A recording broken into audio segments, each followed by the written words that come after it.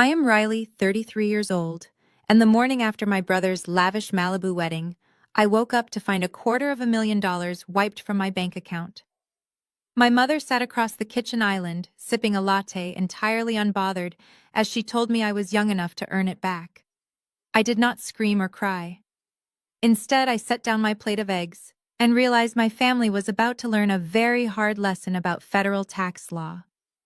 Before I continue this story, let me know where you are watching from in the comments below.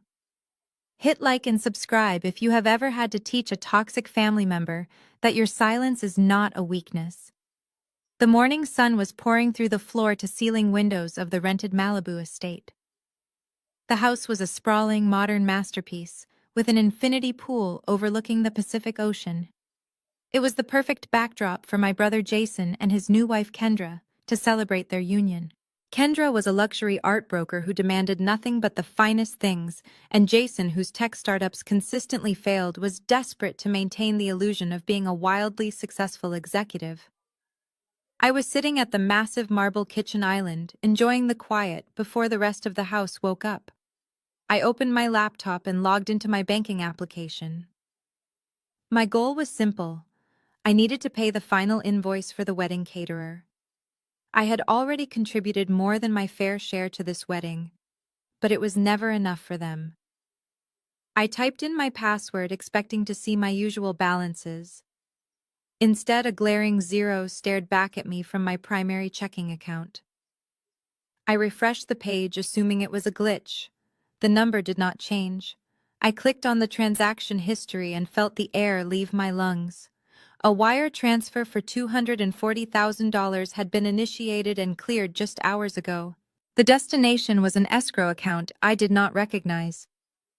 My mother, Brenda, walked into the kitchen wrapped in a plush silk robe. She hummed a cheerful tune as she walked over to the espresso machine. She poured herself a cup, added exactly 2 sugars, and turned to face me. She took a slow sip, a satisfied smile playing on her lips. "Good morning, Riley," she said brightly. "You are up early." I turned my laptop around so the screen faced her. "Someone hacked my account," I said, my voice dangerously calm. $240,000 is gone. I need to call the fraud department immediately." My mother did not gasp. She did not reach for her phone. She simply took another sip of her coffee and walked over to the island, taking a seat across from me. "Do not be so dramatic, Riley," she said, waving her manicured hand dismissively. "Nobody hacked anything. I transferred the money last night while you were asleep." I stared at her, my mind struggling to process her words. "You what?" I asked, keeping my tone perfectly level. "I used that old joint account access," she explained, entirely unashamed. "You remember the one we set up when you were 18 for your college expenses? I am still listed as a primary signer on that profile. I saw all that money just sitting there doing nothing. Jason needs a $200,000 down payment for a new house in Calabasas. He has to impress Kendra's elite art world friends. You know how important appearances are in her industry.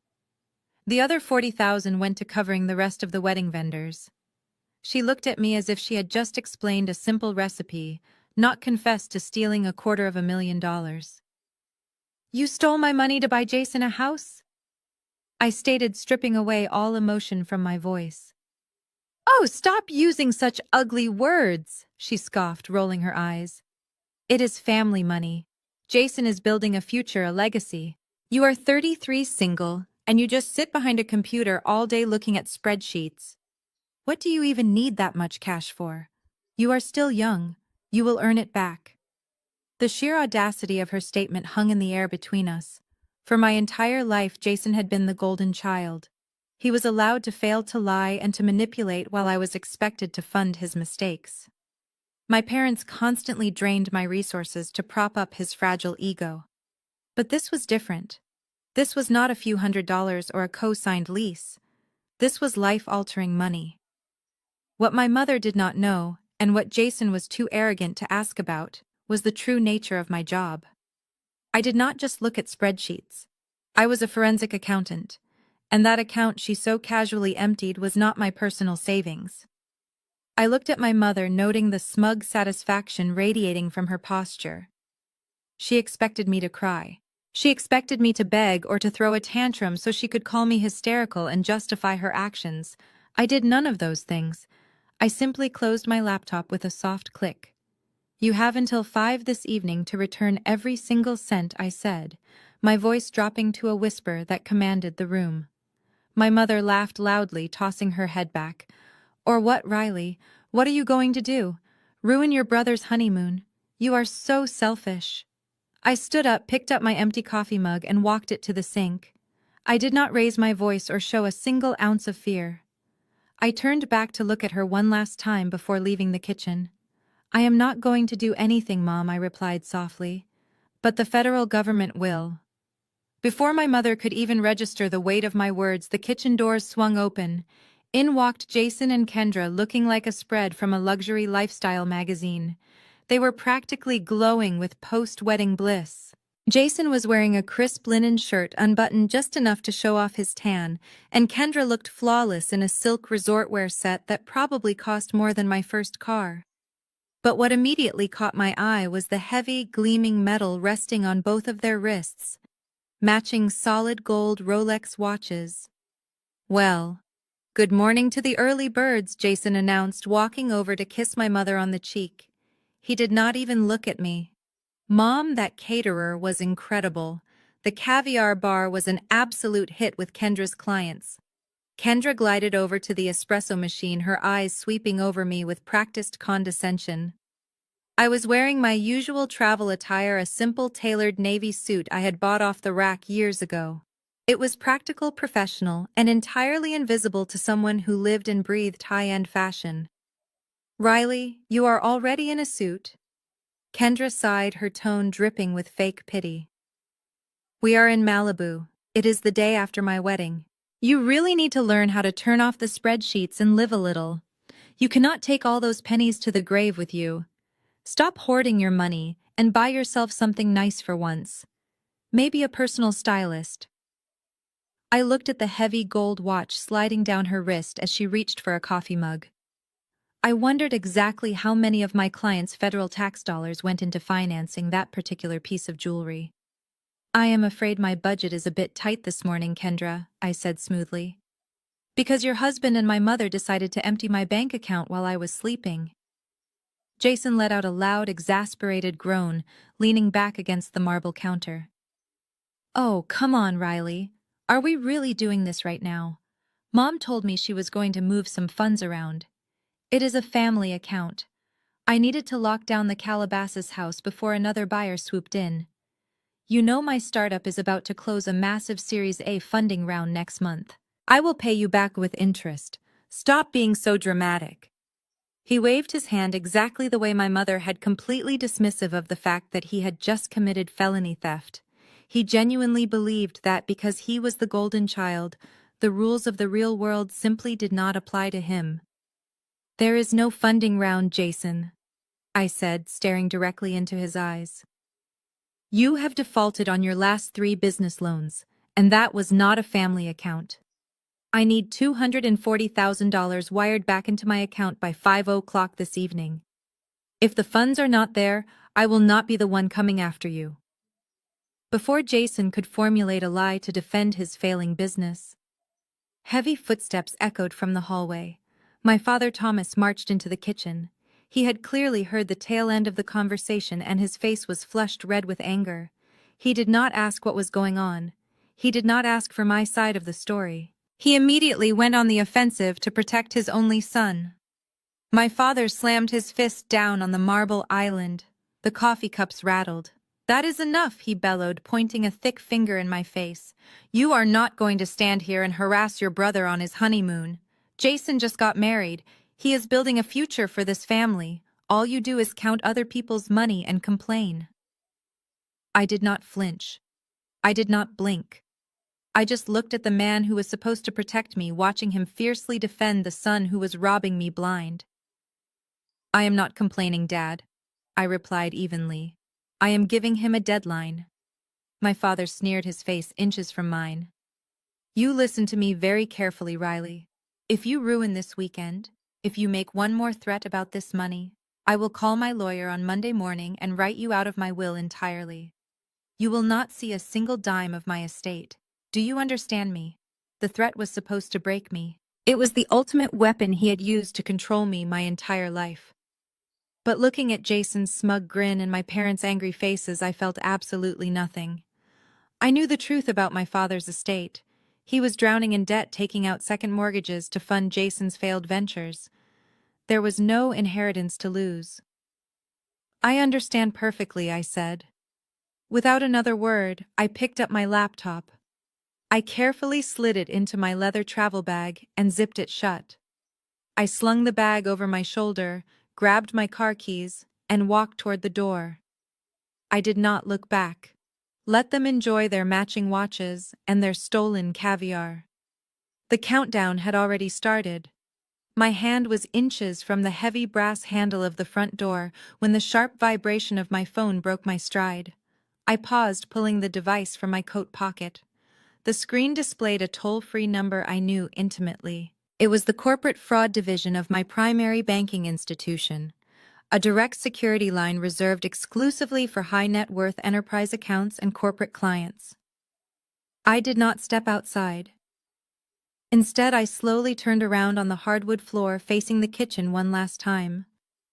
My family was already returning to their celebratory banter, dismissing my departure as a temper tantrum.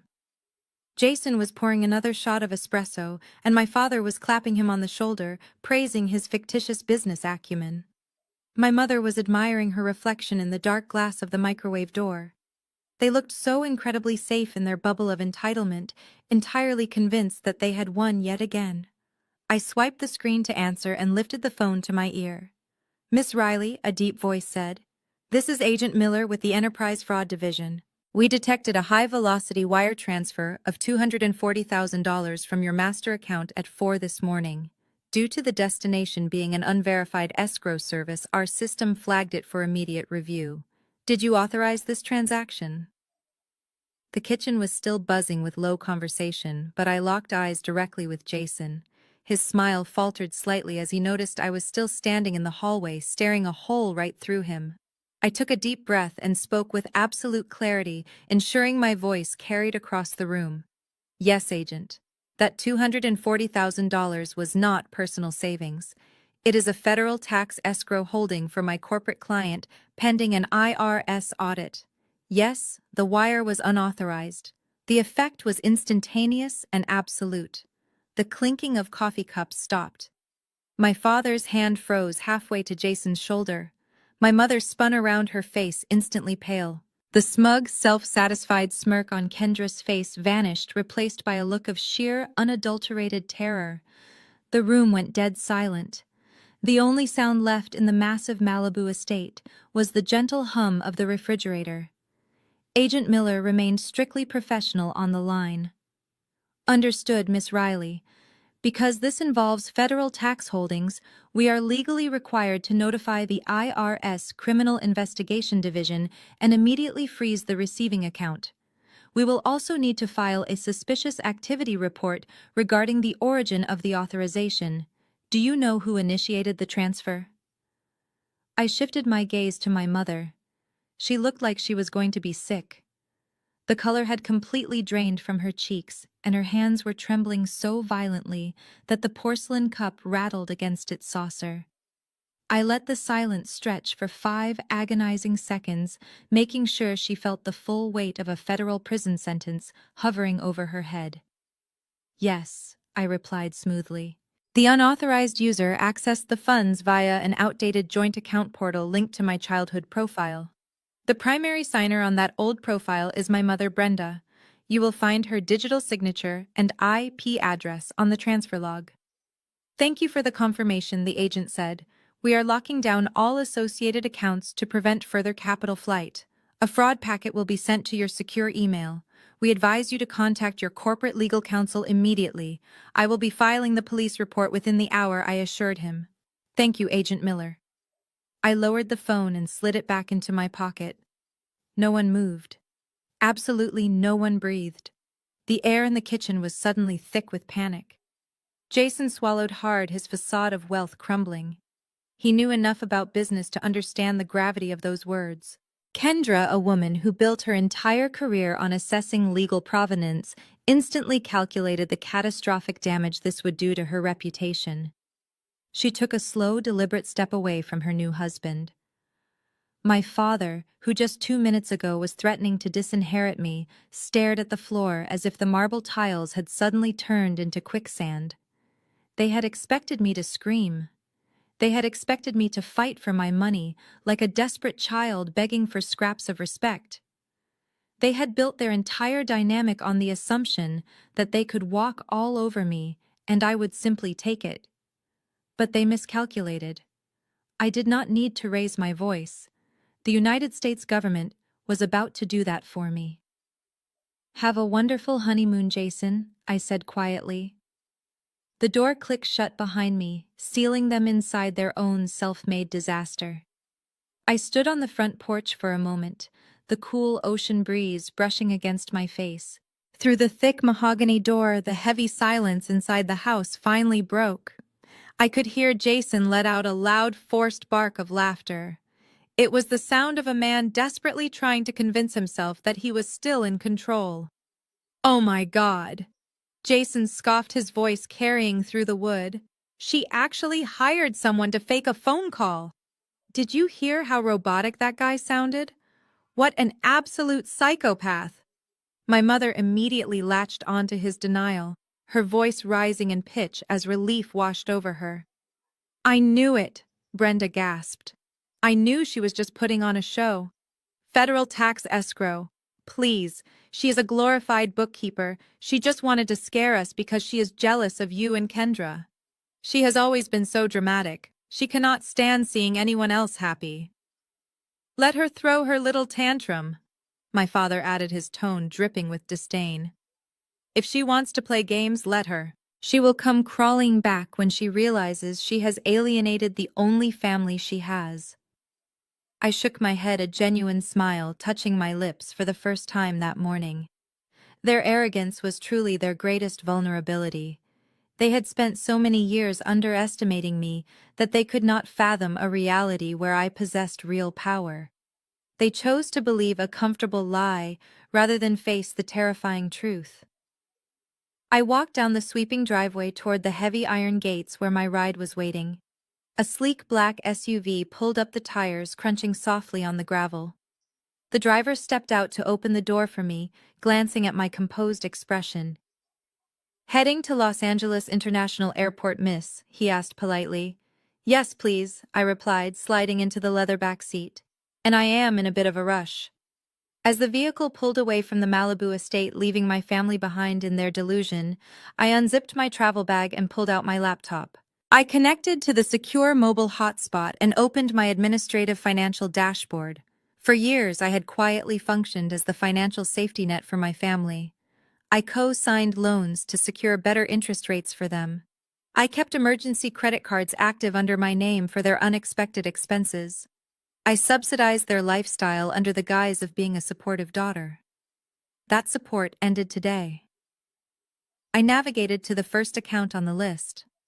It was a high-limit platinum credit card I had given my father 3 years ago for emergency medical expenses. I pulled up the transaction history and saw recent charges for golf clubs and premium cigars. With a single click, I suspended the account and reported the card as lost. Next was the auto loan for Jason's luxury sports car. I was the primary guarantor on that lease. Because he had missed the last 2 payments, the bank had already sent warning notices to my portal. I authorized the bank to initiate immediate repossession protocols due to breach of contract. Finally, I opened the profile for my mother's revolving credit line. She used it exclusively to maintain her status at the local country club, charging expensive lunches and spa treatments. I completely revoked her authorized user status, closing the line of credit permanently. I watched the screen as the status indicators turned from active green to a glaring locked red. In less than 10 minutes, I had systematically dismantled their entire financial infrastructure. I severed every single cord that attached my pristine credit score to their reckless spending. I did not just lock them out of my money, I locked them out of their own lives. They were currently sitting in a rented mansion wearing solid gold watches they bought with stolen federal funds, completely unaware that their credit cards were now useless pieces of plastic. They had no access to cash, they had no safety net, and they were about to face a luxury resort town with zero purchasing power. I closed the laptop and leaned back against the headrest, watching the palm trees blur past the tinted windows. The Pacific Coast Highway stretched out before me, bathed in bright morning sunlight. The trap was officially set. The financial freeze was only the beginning. By the time they realized the credit cards were declining, the federal agents would already be building their case. My family wanted to treat me like a bank, but they forgot that banks always collect their debts. And when the federal government is involved, the penalties for late payment are exceptionally severe. I took a deep breath, feeling so much lighter than I had in a decade. Exactly 4 hours later, I was sitting at my sleek glass desk in my downtown Los Angeles office. The panoramic view of the city usually commanded my attention, but today I was entirely focused on the glowing monitors displaying the frozen status of my family financial accounts. Right on schedule, my cell phone began to vibrate violently across the glass surface. The caller identification displayed Kendra's name. I let it ring 3 times before calmly pressing the green accept button and lifting the phone to my ear. Riley, Kendra hissed. Her voice was a tight, frantic whisper that echoed slightly, giving away her location in a spacious, high-ceilinged room. I am currently standing at the Emirates first-class check-in desk at the Los Angeles International Airport VIP lounge. There is a massive line of my high-profile clients and colleagues in the terminal, and the ticketing agent is telling me that our flights to the Maldives have been canceled due to non-payment. I leaned back in my ergonomic leather chair, watching a red alert flash on my screen showing another declined transaction attempt from Jason's suspended auto lease account.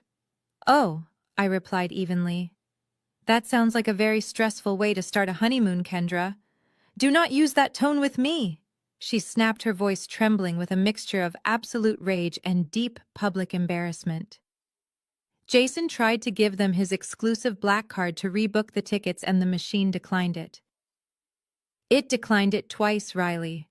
The attendant actually asked him if he had a different form of payment in front of the entire first-class queue.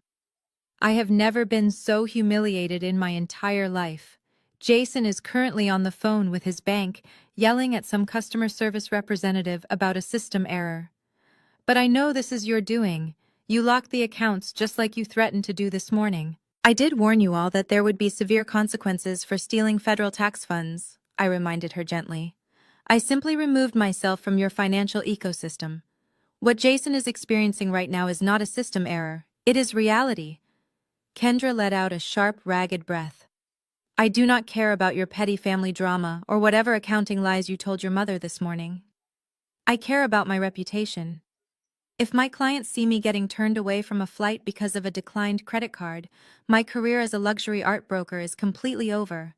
I need you to wire $50,000 to my personal checking account right this second. Consider it a short-term loan to fix this ridiculous banking glitch you caused. I will make sure Jason pays you back the moment his startup funding clears next week. Just send the money, Riley." I smiled, though she could not see it. The sheer entitlement was almost impressive. "Kendra," I said slowly, ensuring every single word landed with maximum impact. "There is no banking glitch, and there is absolutely no startup funding clearing next week or next month or ever. Your husband is not a successful tech chief executive officer. He is a serial failure who has been living entirely off my credit score and my savings for the past 5 years. I did not cancel your first-class tickets to the Maldives. The credit card company canceled them because I refused to pay the past due balance on the card Jason used to book them." "You are lying," Kendra hissed, but the absolute certainty in her voice was beginning to crack. "Jason showed me the portfolio for the Calabasas house. He showed me the wire transfer for the down payment." "Yes," I replied smoothly. "He showed you a wire transfer of $240,000 that he and my mother stole from a federal tax holding account. The FBI and the IRS are currently building a massive wire fraud case against him as we speak." So no, Kendra, I will not be wiring you $50,000 to save your reputation at the airport lounge. If you want to fly first class to the Maldives, I suggest you ask your millionaire husband why his own cards are bouncing. Or better yet, maybe you should ask him to show you his actual tax returns. Before she could utter another word of denial or scream another demand, I ended the call. I placed the phone back down on my desk, feeling a profound sense of peace. The financial illusion they had built their entire lives upon was finally shattering in real time in the most public way possible, and there was absolutely nothing they could ever do to stop it. My peaceful moment lasted exactly 15 minutes before the phone on my desk lit up again. This time the caller identification displayed my mother's number. I took a slow sip of my water, preparing myself for the inevitable explosion before answering. "Riley, you vindictive little brat!" my mother screamed the moment the line connected. Her voice was so shrill I had to pull the phone an inch away from my ear. "What on earth did you do to the credit cards?" "Jason is standing at the Emirates counter, looking like an absolute fool, and my own country club account was just declined for a simple spa treatment. You need to fix this right now." I kept my voice soft and measured. "I told you, Mom, I am no longer funding your lifestyles. You have $240,000 of my client's money. You should have plenty to cover a massage." "Listen to me, you ungrateful child," Brenda hissed, her tone turning vicious. "I am entirely sick of this fake federal agent nonsense. You are throwing a tantrum because Jason is getting married and building a real life while you sit alone in a sterile office. You want to play hardball. Fine. Let us play." She paused, taking a deep, dramatic breath. "I know exactly who the managing partners at your firm are, Riley. I have their office numbers saved. If you do not turn those credit cards back on and wire Jason the money to fix this flight situation, I am going to call your human resources department. I am going to tell them that you are having a severe psychotic break. I will say you are mentally unstable, actively trying to extort money from your own family, and that you are not fit to handle sensitive financial data. How long do you think you will keep that high-paying job of yours once your bosses think you are a liability?" It was the ultimate toxic parent maneuver. Whenever she could not control me with guilt, she resorted to threatening my livelihood. A few years ago, a threat like that would have sent me into a blind panic. I would have folded immediately, terrified of losing the career I had worked so hard to build. But today her threat was the exact leverage I needed. To cement the federal case, I needed undeniable proof that Jason knowingly accepted the stolen funds. I needed him to put his signature on a legally binding document. I forced my breathing to sound shallow and erratic. I let a calculated silence stretch over the line, making her believe her threat had hit its mark. "Mom, please," I said, injecting just the right amount of panic into my voice. "Please do not call my firm. You know how strict they are about employee conduct. If you call them, they will suspend me pending an investigation. I could lose my license." I could hear the smug satisfaction radiating through the phone. "Then you know exactly what you need to do, Riley," she replied, her voice dripping with triumph. "Turn the cards back on and fix this." "I cannot just turn the cards on." I lied, my voice shaking slightly. "The bank locked everything down because of the wire transfer. But there is a way I can stop the fraud investigation. I can call the bank and reclassify the $240,000 as a one-time familial gift. If I tell them I authorized it retroactively, the investigation drops and your accounts will clear." "Then do it," Brenda commanded. "But there is a catch," I continued quickly. "Because it is such a massive amount of money, the IRS requires a gift receipt declaration for my personal tax records. Otherwise, I will be hit with a massive audit penalty next year.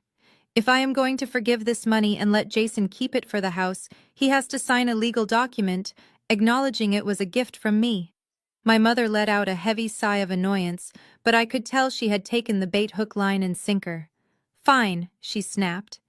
"If a stupid piece of paper is what it takes to get you to stop this psychotic behavior, he will sign it." Since they could not fly out today, they were stuck in Los Angeles. I told her I would have my corporate lawyer draft the document immediately. We agreed to meet at a quiet cafe near their rented Malibu estate the following morning. Make sure you bring the paperwork bright and early. Riley, my mother sneered before hanging up. And try to look presentable for once. I placed the phone down and smiled. She thought she had won. She thought she had bullied me into submission. She had no idea she just successfully brokered her own son's federal conviction. The next morning, the Pacific fog was still clinging to the coastline when I pulled into the parking lot of an upscale organic cafe a few miles from their rented Malibu estate. I walked inside and secured a secluded booth in the back corner, setting my leather briefcase on the table. Inside that briefcase was a single sheet of paper that my corporate attorney had stayed up until midnight drafting. It was disguised as a standard tax exemption form, but the legal jargon buried in the second paragraph constituted a full, undeniable declaration of receipt of funds. This document was the final nail in his coffin. In federal court, proving intent is always the hardest part of a financial crime case. By signing this paper, Jason was legally admitting that he knew exactly how much money was taken and that he was the sole beneficiary of the illicit transfer. 10 minutes later, the front bell chimed and my mother walked in, followed closely by Jason. They looked exhausted from a night of declined credit cards and airport humiliation, but they still managed to project an aura of absolute superiority. Jason was wearing designer sunglasses indoors, which he slowly pulled down the bridge of his nose as he spotted me. He strutted over to the booth and slid into the seat across from me, stretching his legs out. My mother sat next to him, crossing her arms and giving me a look of pure triumph. "Go grab me a double espresso, Riley," Jason ordered, snapping his fingers in my direction as if I were a waiter. "And get Mom a matcha latte. We barely slept last night dealing with that ridiculous bank freeze you pulled." I did not move. I just looked at him, keeping my expression perfectly neutral. "I am not here to fetch you coffee, Jason," I said quietly. "I am here to get the paperwork signed so I can call the bank and lift the fraud alert." Jason rolled his eyes and let out a dramatic sigh. "You are always so uptight," he complained, leaning forward and resting his elbows on the table. "You know you really ruined the vibe of my wedding weekend. Kendra is still furious about the airport. You are lucky we are even giving you the chance to fix this. Most families would just cut you off completely after a stunt like that." The sheer delusion it took for him to threaten me with abandonment while actively holding $240,000 of stolen money was staggering. But I needed him confident. I needed him to feel untouchable. I reached into my briefcase and pulled out the crisp white document along with a heavy black fountain pen. I slid them both across the smooth wooden table. "Here it is," I said, keeping my voice submissive and defeated. "The gift declaration. It states that I am retroactively authorizing the transfer and that you are taking full possession of the funds for the purchase of the Calabasas property. Once you sign this, I can upload it to my tax portal and the bank will drop the investigation. Your cards will be active within the hour." My mother leaned over, trying to look at the document, but the dense legal formatting bored her immediately. "Just sign it, Jason," she urged impatiently. "Let us get this over with so we can go back to the airport and salvage the honeymoon." Jason picked up the pen, twirling it between his fingers. He did not read the paragraphs detailing his willful acceptance of unverified escrow capital. He did not read the clause waiving his right to claim ignorance of the fund's origin. He just looked at me with a sickeningly smug grin. "You see, Riley," he sneered, clicking the pen open. "This is why I am the chief executive officer and you are just the number cruncher. You tried to play a power game, but you folded the second things got real. I always win. You just do not have the stomach for the big leagues." He pressed the pen to the paper and scrawled his signature on the bottom line. He pushed the document aggressively back across the table. "Now get on the phone and turn my life back on," he demanded. I carefully picked up the paper, checking to make sure the ink was dark and the signature was clear. It was perfect. I slipped it back into a protective folder and placed it inside my briefcase, locking the brass clasps with a sharp click. I stood up from the booth, looking down at my brother and my mother. "I will upload this immediately," I promised, my voice finally losing its submissive edge and turning ice cold. "Have a safe flight, Jason." I walked out of the cafe, leaving them sitting there waiting for bank accounts that would never unlock. The drive back to my downtown office took 30 minutes, but every second felt like an orchestrated countdown. I bypassed the front receptionist and walked straight into my corner office, locking the heavy glass door. I placed my briefcase on the desk, popped the clasps, and pulled out the signed declaration. I smoothed the crisp white paper flat and placed it face down into my high-resolution digital scanner.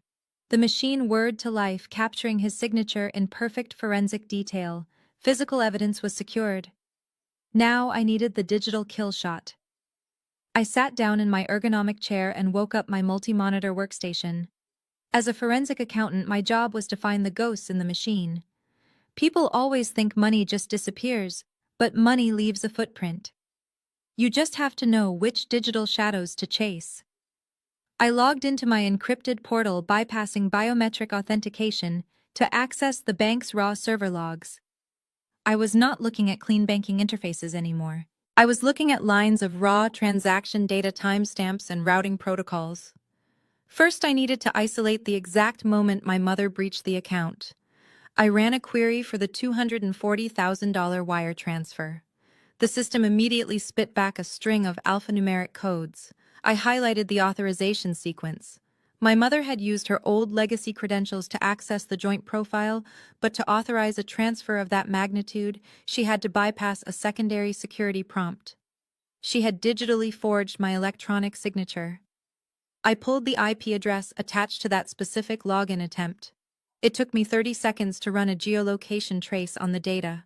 The ping bounced off a cell tower directly above the Malibu coastline. I cross-referenced the device registry. It was an exact match for my mother's personal tablet. She had stolen $250,000 while sitting on a patio overlooking the ocean. I exported the geolocation map, the device identification number, and the forged authorization logs into a secure master file. The charge for identity theft was now mathematically undeniable. Next, I had to track the money itself. Federal funds do not just move, they echo. I pulled the interstate routing numbers from the wire transfer.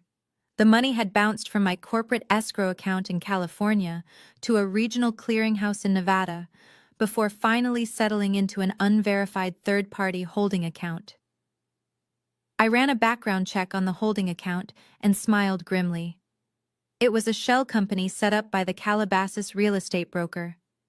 By moving federal tax funds across state lines to purchase real estate, they elevated simple theft into federal money laundering. I watched the data flow across my screens, building a web of undeniable guilt. Jason thought his signature was just a formality to trick his little sister. In reality, that piece of paper was the keystone that connected his knowledge of the stolen funds directly to the interstate money laundering scheme. He could not claim he was a passive beneficiary anymore. He had legally claimed ownership of the transaction. I opened a new encrypted file directory and began dragging and dropping the evidence. File 1 contained the raw bank server logs and the geolocation data proving my mother's identity theft. File 2 held the interstate routing numbers and the shell company details proving the money laundering protocol. File 3 was the high-resolution scan of the gift declaration featuring Jason's signature proving willful receipt of stolen federal funds. I compressed the entire directory into a single heavily encrypted digital packet. I picked up my office phone and dialed my corporate attorney's direct line. He answered on the first ring. "I have the package," I said, my voice steady and completely devoid of hesitation. "Are you absolutely sure about this?" Riley, he asked carefully. "Once I send this to the federal agencies, there is no pulling it back. Your family will face severe mandatory minimum sentences. The machine will not stop until it crushes them." "They made their choice the moment they touched that account," I replied. "Send it to the IRS Criminal Investigation Division and the FBI field office immediately. Include a formal request for an asset forfeiture warrant on the Calabasas property." "Understood," he said. "Transmitting now." I hung up the phone and leaned back in my chair, staring out at the Los Angeles skyline. The digital packet was gone, flying securely through fiber optic cables directly to the federal government. My family was currently sitting in a cafe waiting for a bank account to unlock. They had absolutely no idea that a massive federal legal machine had just locked its crosshairs directly onto their lives. The trap was sprung. There was no escaping the fallout now. While I sat in my secure office watching the federal confirmation receipts roll into my encrypted inbox, a very different scene was unfolding back at the rented Malibu estate. I would later learn the exact details of this chaotic afternoon during the divorce depositions, but the sequence of events was as predictable as it was pathetic. My mother and brother returned to the mansion just before noon, practically vibrating with unearned arrogance. They marched into the grand living room where Kendra was pacing furiously across the expensive Persian rug. She was still wearing the clothes she had worn to the airport, her designer luggage sitting uselessly by the massive front door. Jason immediately poured himself a drink from the bar cart and confidently announced that he had handled the entire situation. He told Kendra that my little temper tantrum was officially over, that I had signed the necessary banking release forms, and that his accounts would be fully active by the evening. When Kendra demanded to know why the cards were not working right that second, Jason smoothly lied without missing a beat. He used a bunch of hollow financial buzzwords claiming that international fraud holds require a mandatory 24 to 48-hour clearing period. He suggested they just enjoy the Malibu house for the weekend instead of flying out. My mother backed him up, of course, patting Kendra on the shoulder and telling her to go relax by the pool. She told Kendra that I was just being difficult because I was jealous of their beautiful wedding. But Kendra was not a gullible woman.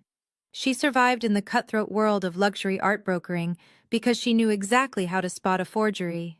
She dealt with eccentric millionaires, massive wire transfers, and international banking protocols daily. She knew exactly how banking holds worked. And she knew that a man worth $10 million does not get his exclusive black credit card declined at an airport terminal unless he is fundamentally insolvent. Kendra smiled tightly, agreed to go unpack her bags, and walked upstairs to the master suite. But she did not unpack her clothes. The moment she heard Jason walk out to the stone patio and splash into the infinity pool, her survival instincts kicked into high gear. She walked directly to his expensive leather weekender bag, sitting at the foot of the massive king-sized bed. Jason was notoriously sloppy with his paperwork. He loved the aesthetic of looking busy, so he always carried a thick leather portfolio stuffed with contracts. Kendra unzipped the bag and pulled out the heavy portfolio, her hands shaking slightly with adrenaline. She ignored the glossy pitch decks for his supposed tech startup and bypassed the printed mood boards for the Calabasas house renovations. She was looking for hard numbers. She flipped to the very back of the portfolio and found exactly what she needed. It was the official settlement statement from the escrow company handling the Calabasas property purchase. As a high-end broker, Kendra read complex closing documents the way normal people read a menu. Her manicured finger traced down the itemized list of buyer credits until she reached the line detailing the earnest money deposit and the primary down payment. The amount listed was exactly $240,000. But the origin account attached to the wire transfer routing number did not say Jason Corporate, LLC. It did not say Apex Tech Solutions or any other fictional company name Jason had bragged about during their 6-month courtship. The originating account name printed clearly in black ink was Riley Corporate Tax Escrow. Kendra stared at the document, her heart pounding so hard she could feel it in her throat. The pieces of the puzzle aggressively snapped together in her mind, forming a terrifying and undeniable picture. She remembered my exact words from the airport lounge. I had told her Jason was a serial failure, living entirely off my credit score. I had told her the flights were canceled because I refused to pay his past due balances. And most damning of all, I had told her the down payment for their dream home was stolen directly from a federal tax holding account. She looked at the heavy gold watch on her wrist and suddenly felt sick to her stomach. She looked around the lavish rented bedroom, realizing none of it belonged to them. Everything was a complete fabrication. Jason was not a tech genius experiencing a temporary cash flow issue. He was a broke, desperate fraud who had hijacked his sister's professional bank account to buy his way into her elite social circle. And his mother had helped him do it. Absolute panic washed over her as she realized the catastrophic legal implications. If my warning about the Federal Bureau of Investigation and the Internal Revenue Service was real, she was now legally married to a man who had just committed a massive federal crime. Kendra carefully slid the settlement statement back into the leather portfolio and zipped the bag shut exactly as she had found it. She walked into the adjoining bathroom, locked the heavy wooden door, and stared at her pale reflection in the mirror. She did not cry. She did not scream. Instead, she pulled out her phone and began searching for the best white-collar criminal defense attorneys in Los Angeles. Exactly 1 month passed since that fateful afternoon in the Malibu bathroom. You might wonder why Kendra did not simply pack her bags and flee the moment she discovered her husband was a federal criminal. But you have to understand the psychology of a woman whose entire career relies on public perception. If she filed for a sudden annulment days after a lavish wedding, her elite clients would smell blood in the water. She needed a bulletproof legal strategy to sever herself from Jason's incoming indictment. Her defense attorney advised her to maintain the illusion of a happy marriage until the federal agencies made their official move. So she swallowed her panic and played her part perfectly. Which brought us to a crisp Saturday evening in Calabasas. Jason and Kendra were hosting a massive housewarming party at the $1.5 million property my mother and brother had illegally purchased with federal tax dollars. The sheer audacity of the event was staggering. As I pulled my car onto the quiet suburban street, the glow of string lights illuminated the massive modern estate. A private valet service actively parked imported luxury vehicles along the curb. I could hear the elegant notes of a live string quartet drifting through the open windows, mingling with the continuous clinking of crystal champagne flutes. Inside the house, the atmosphere was suffocatingly opulent.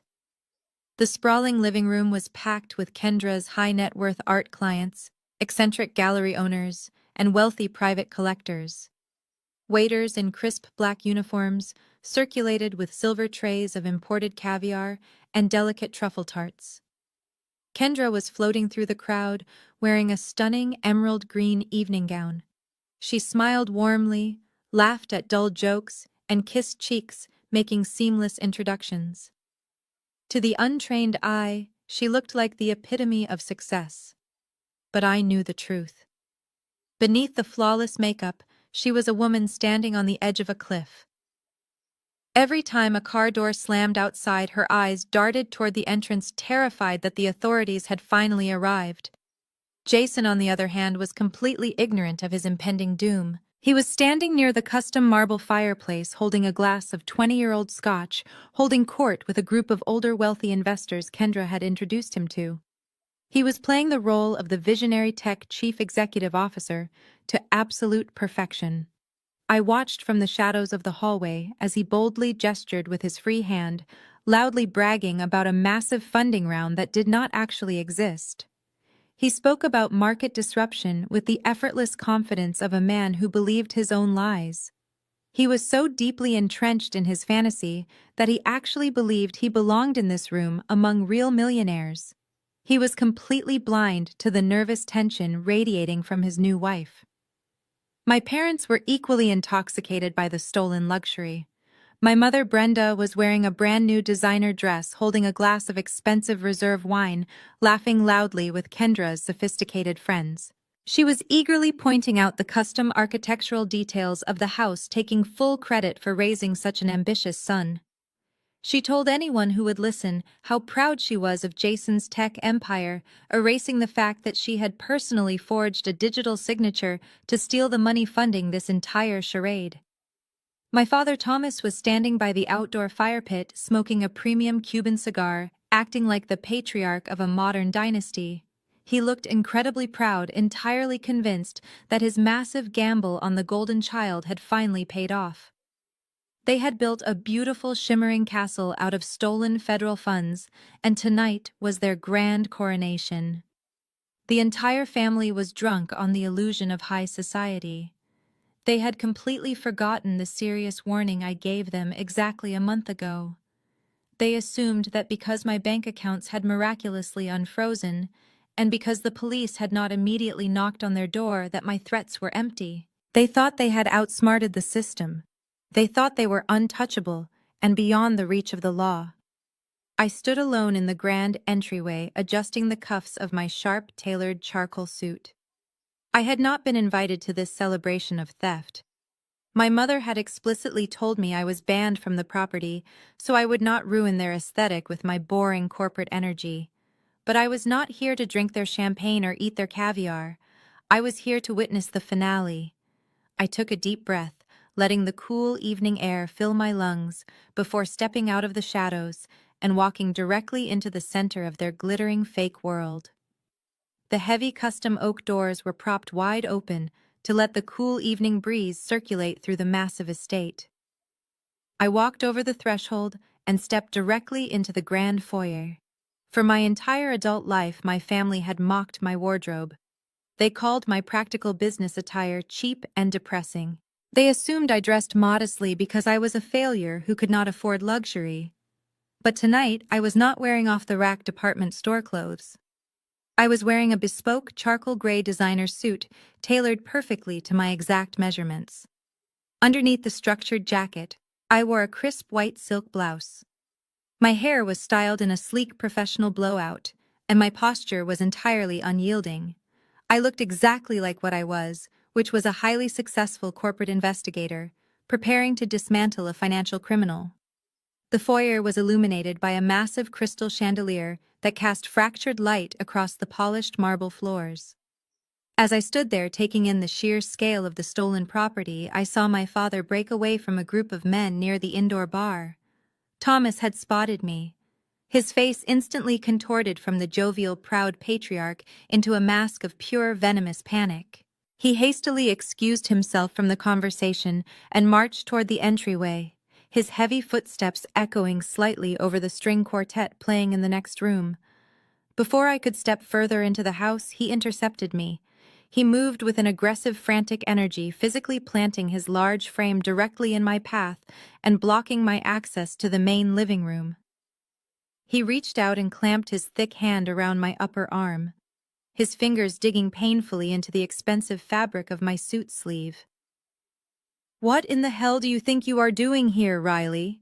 He hissed, his voice a harsh, frantic whisper. His eyes darted nervously over my shoulder to make sure none of the wealthy guests were watching us. "I told your mother to make sure you stayed far away from this house. You are not invited. You are nothing but trash trying to ruin a high-class event." I looked down at his hand gripping my arm, and then looked directly into his angry eyes. I did not shrink back. I did not apologize. I simply stood my ground, letting the absolute silence of my reaction unnerve him.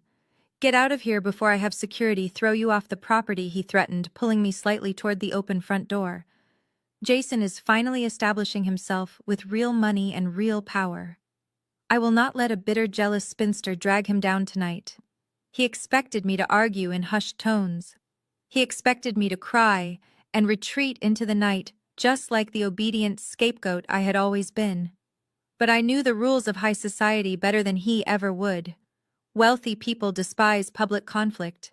They abhor a scene. And my father was currently pretending to be a wealthy man. I smoothly twisted my arm, breaking his grip with a sharp, practiced motion. Instead of whispering back, I took a decisive step around his bulky frame, moving directly into the sightline of the main living room. Then I projected my voice. I did not yell, but I spoke with the clear, resonant authority of a woman addressing a crowded boardroom. "Thomas, I absolutely cannot believe the magnificent scale of this architecture," I said loudly, a bright and completely fake smile spreading across my face. The sudden clear sound of my voice cut right through the ambient chatter of the party. Dozens of heads turned in our direction. Wealthy art collectors, gallery owners, and elite investors all paused their conversations to look toward the grand foyer. I kept my voice elevated, gesturing elegantly toward the ceiling. "The vaulted ceilings in this entryway are simply breathtaking." I continued, ensuring every single guest could hear my enthusiastic praise. And this imported marble flooring is exquisite. Jason and Kendra have truly outdone themselves with this property. Do you not agree, Dad? My father froze, entirely trapped. The venom instantly drained from his face, replaced by a sickeningly pale shade of panic. He was suddenly the center of attention, surrounded by Kendra's high-net-worth clients. If he yelled at me now or tried to physically throw me out, he would instantly expose himself as an aggressive, unstable lunatic. He would shatter the illusion of the perfect wealthy family he was so desperately trying to project.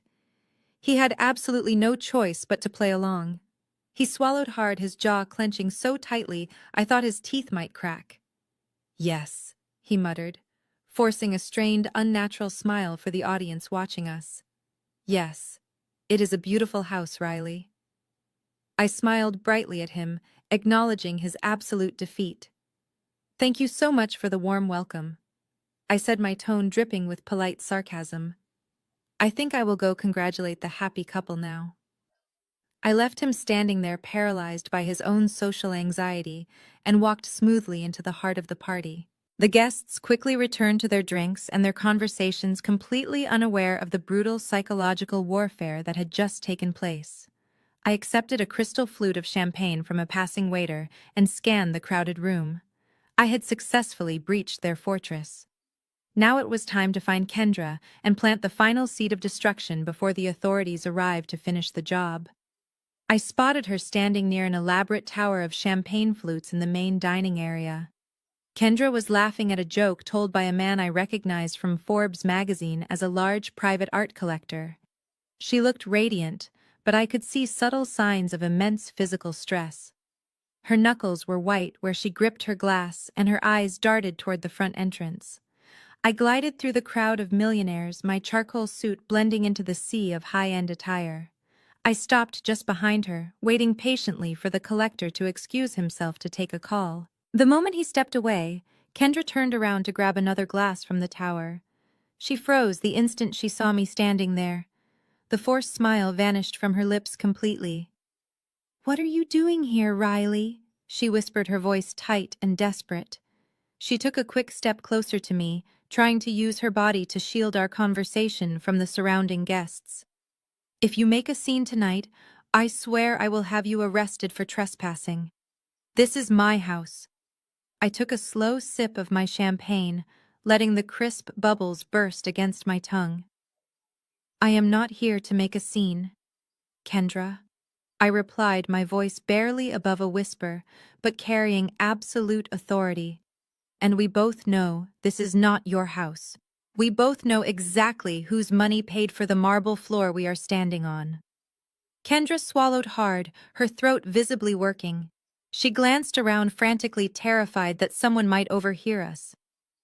"I do not know what you are talking about," she lied, her voice trembling. "Jason transferred those funds from his corporate account.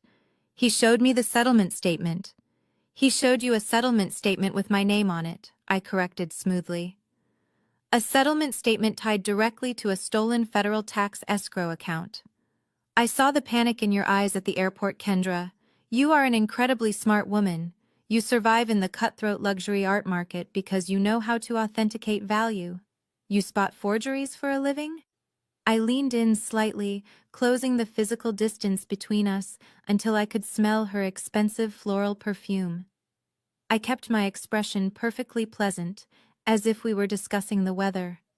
"Kendra, you appraise multi-million-dollar art for a living," I whispered calmly, my words slicing through her remaining defenses like a scalpel. "How did you fail to appraise your own husband? Did you even ask to see his corporate tax returns before you signed the marriage license?" Her blood visibly ran cold. All the color drained from her perfectly contoured face, leaving her looking pale and suddenly very fragile. Her breathing became shallow and rapid. She knew. She had looked in the leather portfolio a month ago, and she knew everything I was saying was the absolute truth. But hearing it spoken aloud, hearing the undeniable confirmation of her worst nightmare, paralyzed her completely. "He told me it was a misunderstanding," she choked out, her voice barely audible over the string quartet. "He told me he was resolving the banking issue with you." "Jason lies the way other people breathe," I said plainly.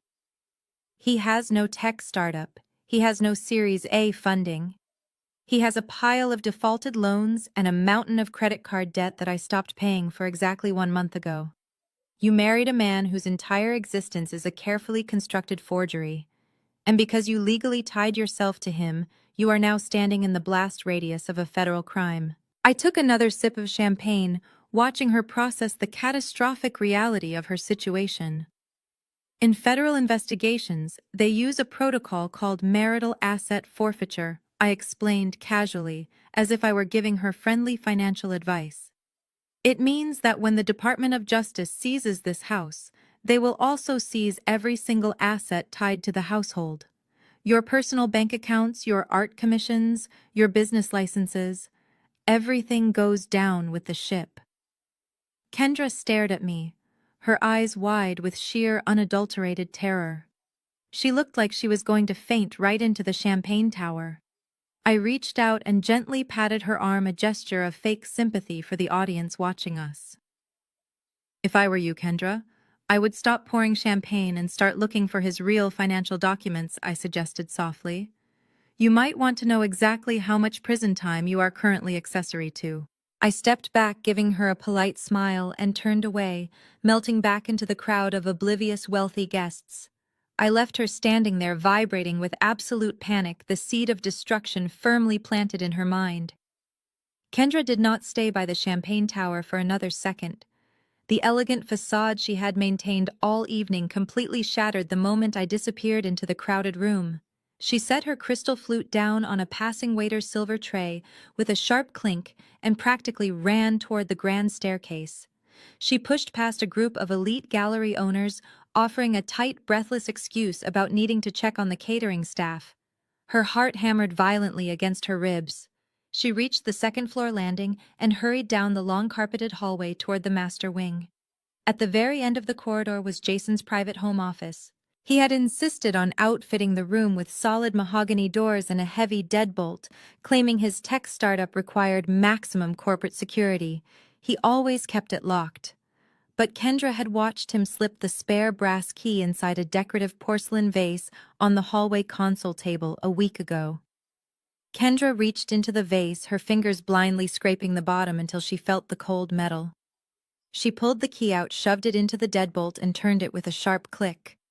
She slipped inside the dark room, locking the door instantly behind her. She did not turn on the overhead chandelier, terrified someone outside might see the light shining under the frame. Instead, she clicked on the small brass banker's lamp sitting on the oak desk.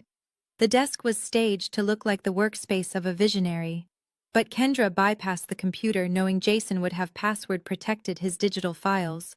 She went straight for the heavy wooden filing cabinet tucked underneath. She pulled the top drawer open. It was stuffed with disorganized folders. She grabbed the first thick stack of papers and dropped it onto the desk. Her manicured hands quickly flipped through the documents. They were not stock certificates or venture capital term sheets. They were final notice collection letters. There was a notice of default on his luxury sports car lease. There was a threatening letter from a high-interest private lender demanding immediate payment for a $50,000 personal loan. There were stacks of credit card statements showing accounts completely maxed out and months past due. Every single piece of paper was a testament to his absolute financial ruin. There was zero evidence of a tech empire. Kendra felt a cold sweat break out on the back of her neck. She shoved the collection letters aside and dug deeper into the bottom drawer. Tucked beneath a stack of blank printer paper, she found a heavy ivory envelope with an official government seal printed in the corner. The return address belonged to the Internal Revenue Service Criminal Investigation Division. Her hands shook violently as she pulled the letter from the envelope.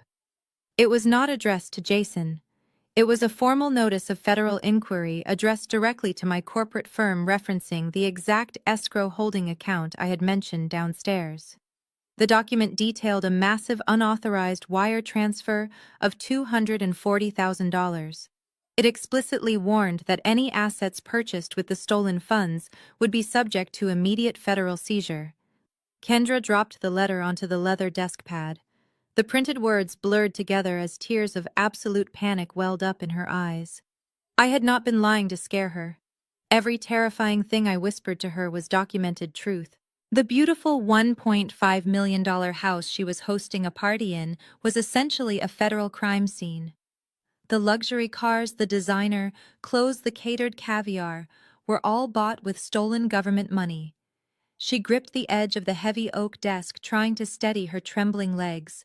She was a respected art broker. She had spent a decade building an impeccable reputation. Now she was legally tethered to a sinking ship.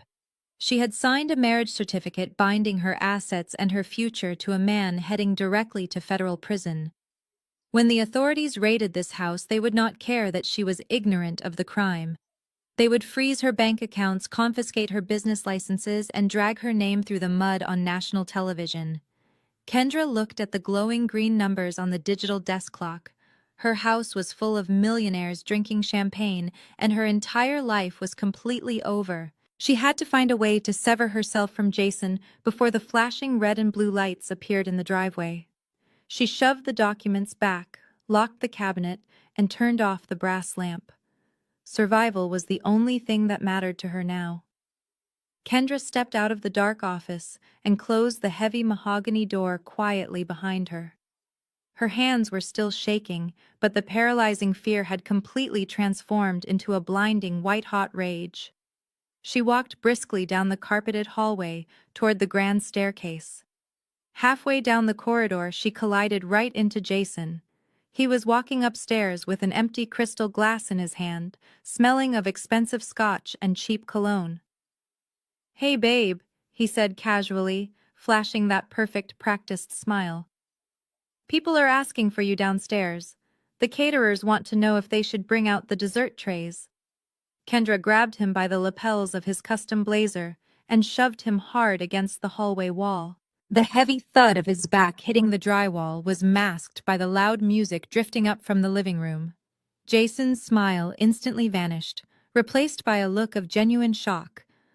"What is wrong with you?" he hissed, trying to pry her manicured hands off his jacket. "You are going to wrinkle the suit." "I saw the file," Kendra whispered, her voice trembling with a mixture of absolute disgust and raw fury. "I unlocked the bottom drawer of your desk, Jason. I saw the default notices. I saw the maxed-out credit card statements.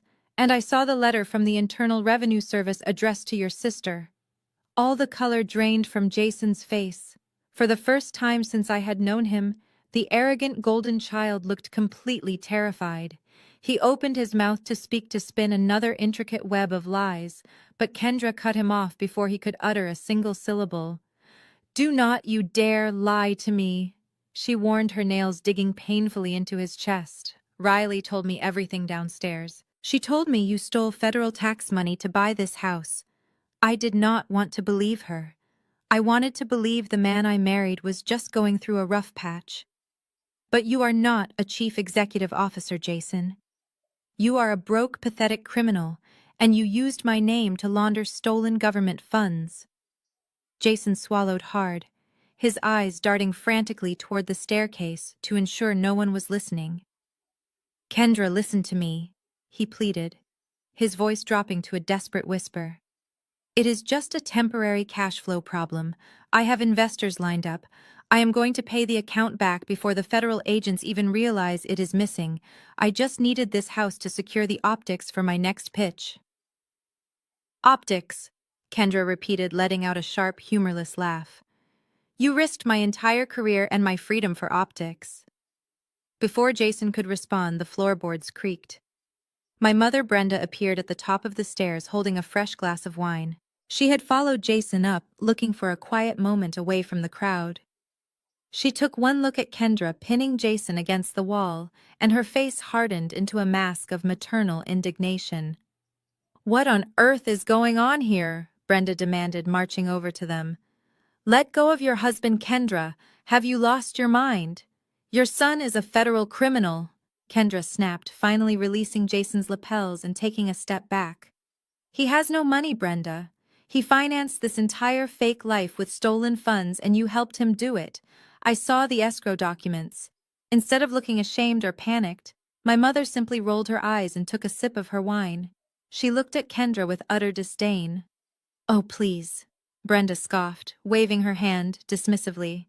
"Stop being so dramatic. Jason is a visionary. Visionaries sometimes have to bend the rules to get their businesses off the ground. That money was just sitting in Riley's account doing absolutely nothing. We put it to good use." Kendra stared at her mother-in-law, completely horrified by the casual confession. "You stole $250,000 from the federal government," she whispered. "And a good wife supports her husband financially?" Brenda shot back, her tone turning venomous. "We brought you into this family. We gave you access to a beautiful home and a lavish lifestyle. You should be thanking Jason instead of attacking him in the hallway like a hysterical woman. You have plenty of rich clients, Kendra. If the bank asks for the money back, you can just sell a few more paintings and cover the difference." The final piece of the puzzle clicked perfectly into place. Kendra looked back and forth between Jason and Brenda, realizing the sickening truth. The entire family was in on the con. They had targeted her. They knew she was a successful luxury art broker with high society connections and a pristine credit score. They did not want her to be a part of their family. They wanted her to be their next financial safety net once Riley's accounts ran dry. She was the ultimate mark. "I am leaving," Kendra said, her voice turning completely hollow. "I am going to walk down those stairs, call my lawyer, and file for an immediate annulment. Then I am going directly to the police. I am not going down with you." She turned on her heel and took a step toward the staircase, but Jason moved faster. Panic completely overtook his features. If Kendra walked out of that house tonight in front of all those wealthy investors, his facade would permanently shatter. He lunged forward and grabbed Kendra's upper arm, his grip bruising and desperate. "You are not going anywhere," he hissed, pulling her forcefully back from the stairs. He leaned in close, his breath hot against her ear. "Half of the people down there are your clients, Kendra. If you run out of here crying and the feds show up, you look just as guilty as I do. You signed the marriage license. We are in this together." Kendra tried to yank her arm away, but Jason was much stronger. He locked his hand around her wrist and plastered a terrifyingly fake smile onto his face. "Now," Jason said through gritted teeth, "we are going to walk down those stairs hand in hand. You are going to smile at your rich friends. You are going to play the perfect happy wife. Because if I go to prison, Kendra, I promise I will drag your pristine reputation right down to the bottom with me." Kendra looked into his eyes and saw nothing but the cold, desperate calculation of a trapped animal. She stopped fighting. She allowed him to pull her forward, adjusting her emerald gown with a trembling free hand. Together they descended the grand staircase, returning to a party that was entirely built on lies, unaware that the real authorities were already on their way. Jason and Kendra reappeared at the base of the grand staircase. Jason had his fingers wrapped so tightly around Kendra's waist that I could see his knuckles turning white under the harsh light of the crystal chandelier. He flagged down a passing waiter and aggressively grabbed a fresh glass of expensive champagne. A heavy sheen of nervous sweat glistened on his forehead, and his tailored suit jacket looked slightly damp under the arms. He was a trapped man desperately trying to act like a king. He picked up a silver spoon and clinked it sharply against the side of his crystal glass. The high-pitched ringing echoed rapidly through the massive living room. The string quartet immediately stopped playing their instruments. The room full of millionaires fell completely silent, turning their attention to the grand staircase. "If I could have everyone's attention for a brief moment," Jason announced, his voice booming with forced artificial confidence. "I want to personally welcome all of you to our beautiful new home. It has been an absolutely incredible month. My tech firm is currently closing our best financial quarter yet, and I get to share this magnificent estate with my stunning new wife, Kendra." He paused, his eyes scanning the crowd of wealthy investors and elite gallery owners until they locked directly onto me. I was standing quietly near the back of the room, near the patio doors. A wicked and desperate idea clearly formed in his head. He needed to assert total dominance. He needed to publicly explain the money, just in case Kendra decided to talk to her high society friends later.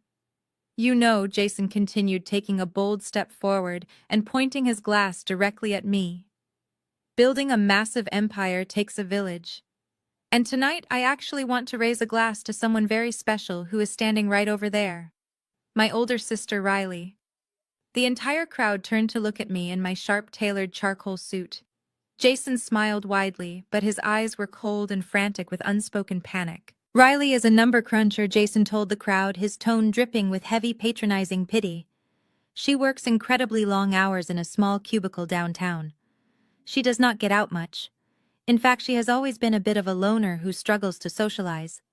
But when I told her I was buying this magnificent house in Calabasas for my new bride, Riley insisted on helping me out. He took a dramatic sip of his champagne, letting his insulting words sink in. She practically emptied her entire little savings account to make a generous financial contribution to our down payment. I told her no, of course, but she absolutely insisted. I think when you live a quiet, solitary life, you just want to feel like you are a part of something bigger. You want to live vicariously through someone else's grand success. So thank you, Riley, my lonely, hardworking sister, for buying a small piece of our dream tonight.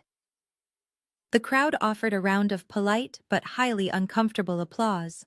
A few of the wealthy private art collectors gave me looks of profound pity. They genuinely believed his narrative.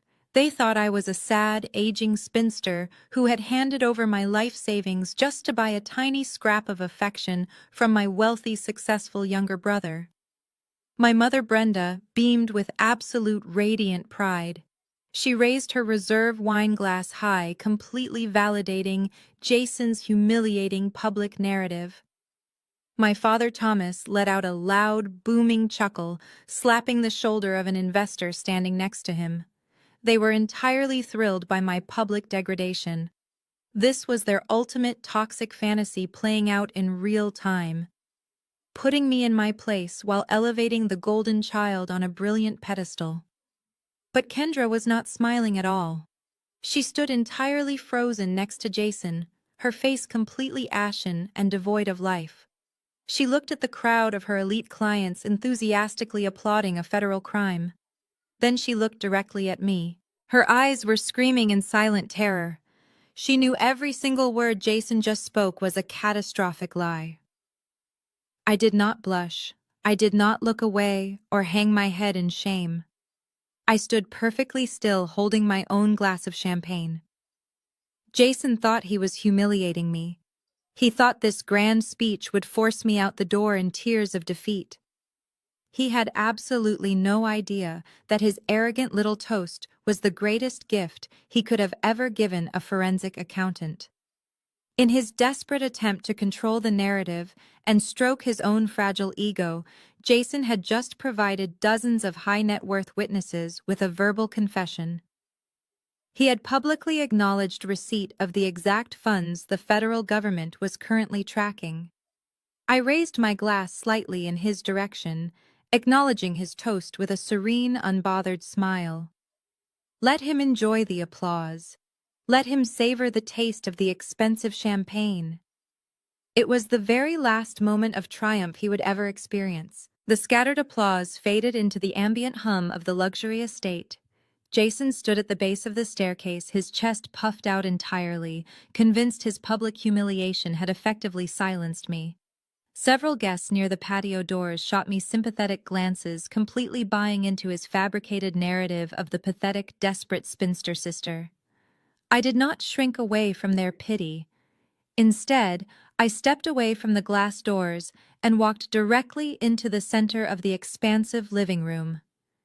The crowd naturally parted for me, perhaps expecting me to make a tearful exit or offer a meek apology.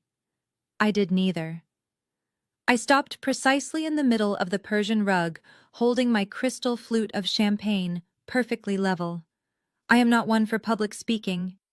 I began, my voice clear and resonant, slicing through the quiet murmurs of the room. But since my brother has decided to make financial disclosures a part of the festivities, I feel it is only appropriate to ensure his accounting is completely accurate. Jason's smug smile faltered slightly. He shifted his weight, his grip tightening on Kendra's waist. My father took a sudden step forward from the bar, his face flushing red again, but the room was already captivated. Wealthy individuals are inherently drawn to confidence, and I was projecting the absolute authority of a woman who held all the cards. I looked around at the faces of Kendra's elite clients, the gallery owners, and the private investors. Jason is incredibly creative, I continued smoothly. He has always possessed a remarkable talent for storytelling. But I am afraid I cannot take credit for the generous financial contribution he just mentioned. The crowd looked confused. A few people exchanged puzzled glances. I wish I could say that my life savings bought this beautiful marble floor, I said, raising my glass in a mock toast. But I cannot. Because the $240,000 used to secure the down payment on this house does not belong to me. It belongs to the United States federal government. The reaction was instantaneous and electric. The wealthy elite do not fear much, but they share a universal primal terror of the Internal Revenue Service and the federal government. The collective gasp that rippled through the living room was audible. Guests immediately stopped drinking. Several investors instinctively took a physical step back from Jason, treating him as if he had suddenly contracted a highly contagious disease. The murmurs erupted into harsh, urgent whispers. Jason turned the color of old parchment. The heavy sheen of sweat on his forehead seemed to instantly turn ice cold. He opened his mouth, but only a dry, pathetic croak escaped. He let go of Kendra's waist, his hands dropping to his sides as the reality of my public declaration slammed into him. My mother Brenda let out a sharp, indignant squawk, nearly spilling her reserve wine. "Riley, stop this nonsense right now," she demanded, her voice shrill and desperate. "You are embarrassing your brother in front of his important friends." "I am simply clarifying the public record, Mom," I replied, without breaking eye contact with Jason. "You see, everyone here was just told that I am a lonely bookkeeper. But that is another one of Jason's creative stories. I am a corporate forensic accountant. I manage massive federal tax escrow accounts for enterprise clients. The money Jason used to buy this property was an unauthorized wire transfer pulled directly from a federal holding account under my professional jurisdiction." The murmurs in the room escalated into outright panic. An older man holding a Scotch glass, one of the investors Jason had been trying to impress all night, aggressively set his drink down on a side table. "Are you saying this house was purchased with stolen federal funds?" he demanded, his voice laced with absolute fury. Jason scrambled, his hands raised in a pathetic gesture of surrender. "No, no, it is a misunderstanding," Jason stammered, his voice cracking violently. "She is lying. She is just jealous. It was a family loan. I have the paperwork." "Yes, you do have the paperwork," I agreed pleasantly. "You signed a legally binding declaration of receipt yesterday morning at a coffee shop.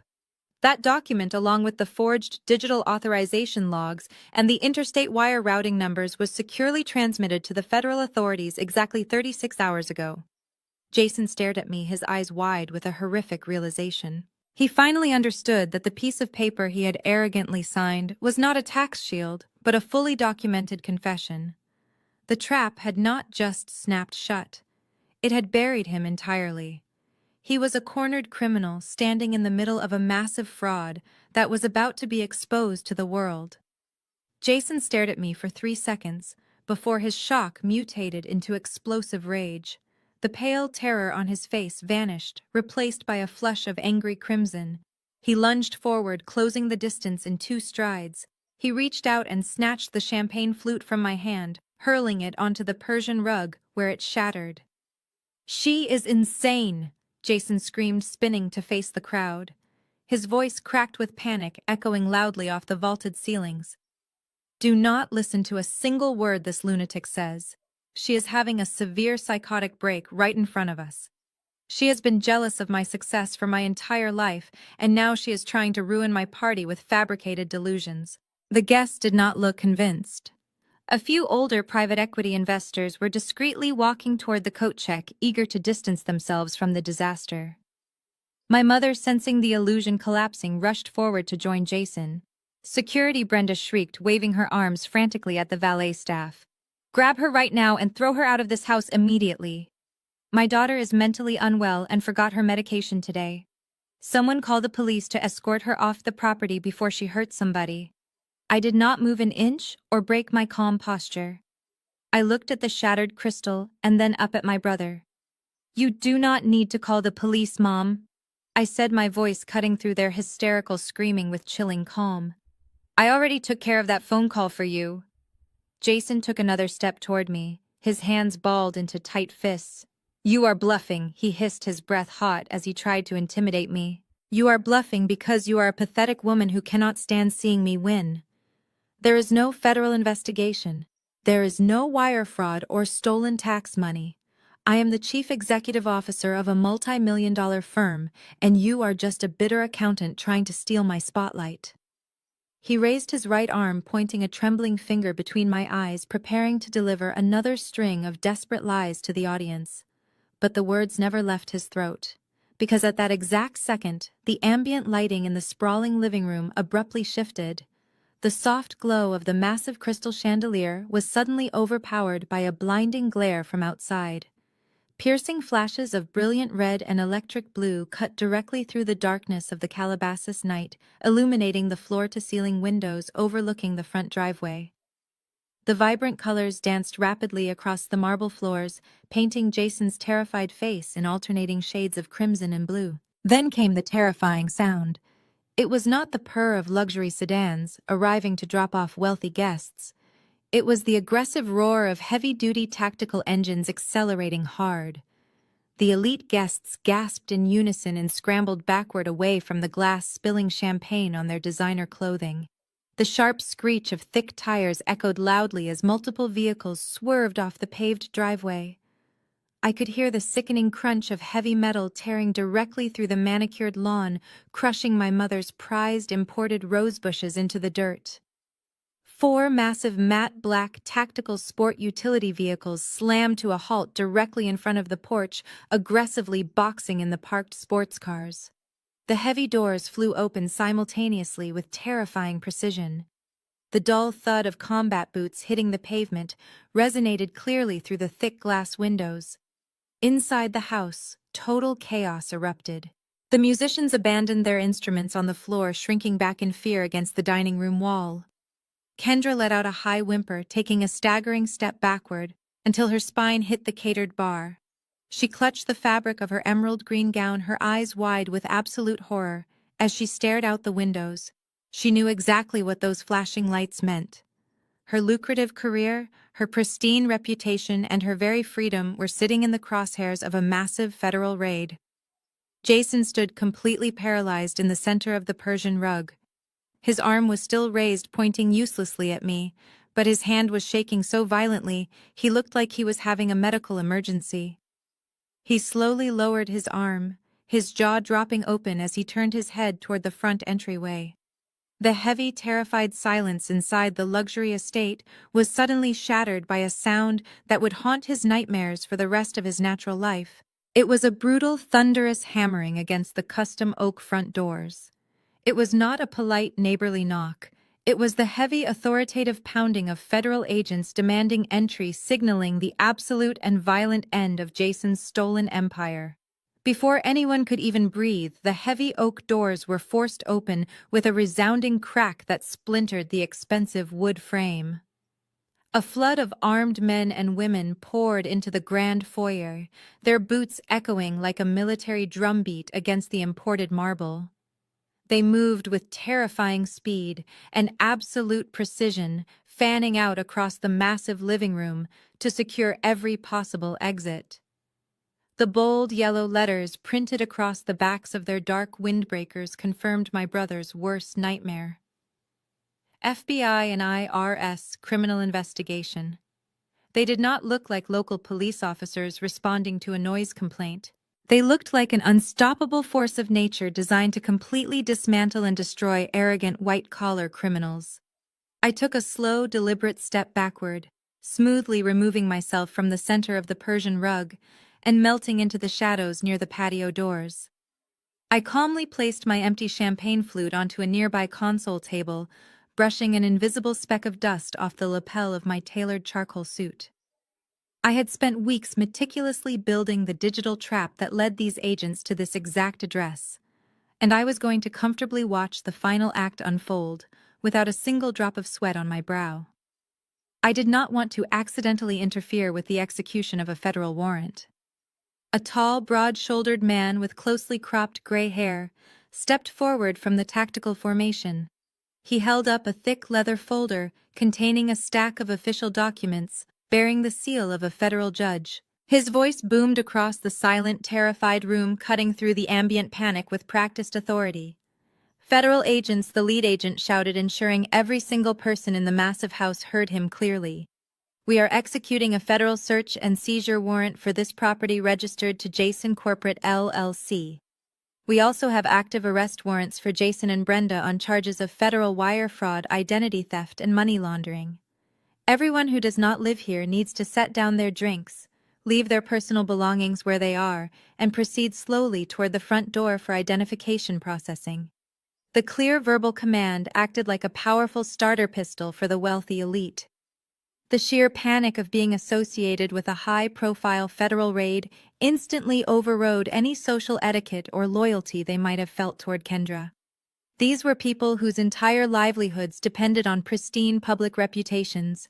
The thought of their names appearing on a federal subpoena or being photographed by the press leaving a raided house was completely unacceptable. The sophisticated housewarming party instantly devolved into a frantic, chaotic stampede. Men and women who usually prided themselves on their refined composure were suddenly shoving each other out of the way, desperate to escape the blast radius of Jason's massive financial crimes. They knew that federal investigations were like black holes, relentlessly pulling in anyone who stood too close to the center of the fraud. Crystal champagne flutes slipped from trembling fingers, shattering against the expensive marble floors and soaking the imported rugs. The string quartet practically sprinted past the catering tables, leaving their antique cellos and violins leaning carelessly against the walls. The powerful private equity investors, who had been slapping Jason on the back just minutes ago, now aggressively pushed their way toward the grand entryway, completely ignoring his desperate pleas for them to wait. Kendra's elite art clients, women wearing emerald necklaces and designer gowns, hiked up their skirts and hurried out the door, shielding their faces with their expensive clutches, as if the paparazzi were already waiting outside. Jason reached out, grabbing the sleeve of a wealthy real estate developer he had been trying to court all night. "Please," Jason begged, his voice cracking with sheer terror. "You have to tell them I am legitimate. Tell them about my startup." The developer violently yanked his arm away, shooting Jason a look of absolute disgust before practically running out the shattered front door. Kendra stood frozen near the catering bar, watching her entire professional network evaporate in less than 60 seconds. She tried to catch the eye of a prominent gallery owner she had mentored, but the woman looked right through her, speeding past without a single word of comfort. Within 3 minutes, the sprawling living room was completely emptied of its high society guests. The only people left standing in the center of the glittering wreckage were my brother, my mother, my father, and Kendra. They were entirely stripped of their wealthy audience, leaving them utterly exposed to the harsh, unforgiving reality of the federal justice system. The lead agent gave a sharp nod, and 4 agents stepped forward, pulling heavy steel handcuffs from their tactical belts. The illusion of the golden child was officially dead. 2 agents immediately advanced toward my mother. Brenda took a frantic step backward, her expensive designer dress swishing against her legs. She held up her hands as if she could physically wave away the federal government. "You cannot do this!" she shrieked, her voice reaching an unbearable pitch. "I am a respected member of this community. I am a mother. There has been a terrible mistake. I am completely innocent." The taller of the 2 agents did not even blink. He grasped her wrist firmly, swiftly twisting her arm behind her back. Brenda let out a piercing scream of genuine shock as the heavy steel handcuffs snapped shut around her wrists, locking with a sharp metallic click. "Brenda Wilson," the agent stated in a flat, clinical tone, You are under arrest for federal wire fraud and aggravated identity theft. You have the right to remain silent. I highly suggest you use it right now." My mother dissolved into a puddle of hysterical tears, her carefully styled hair falling into her face as she sobbed uncontrollably. She was instantly reduced from a high society matriarch to a common criminal whining about her tight bracelets. Jason watched his mother get cuffed, his eyes bulging with absolute terror. The reality of a federal prison sentence finally shattered his grand delusions.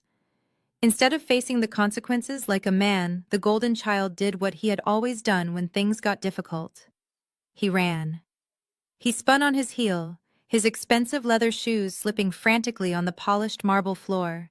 He sprinted toward the open patio doors located just a few feet away from where I was quietly standing in the shadows.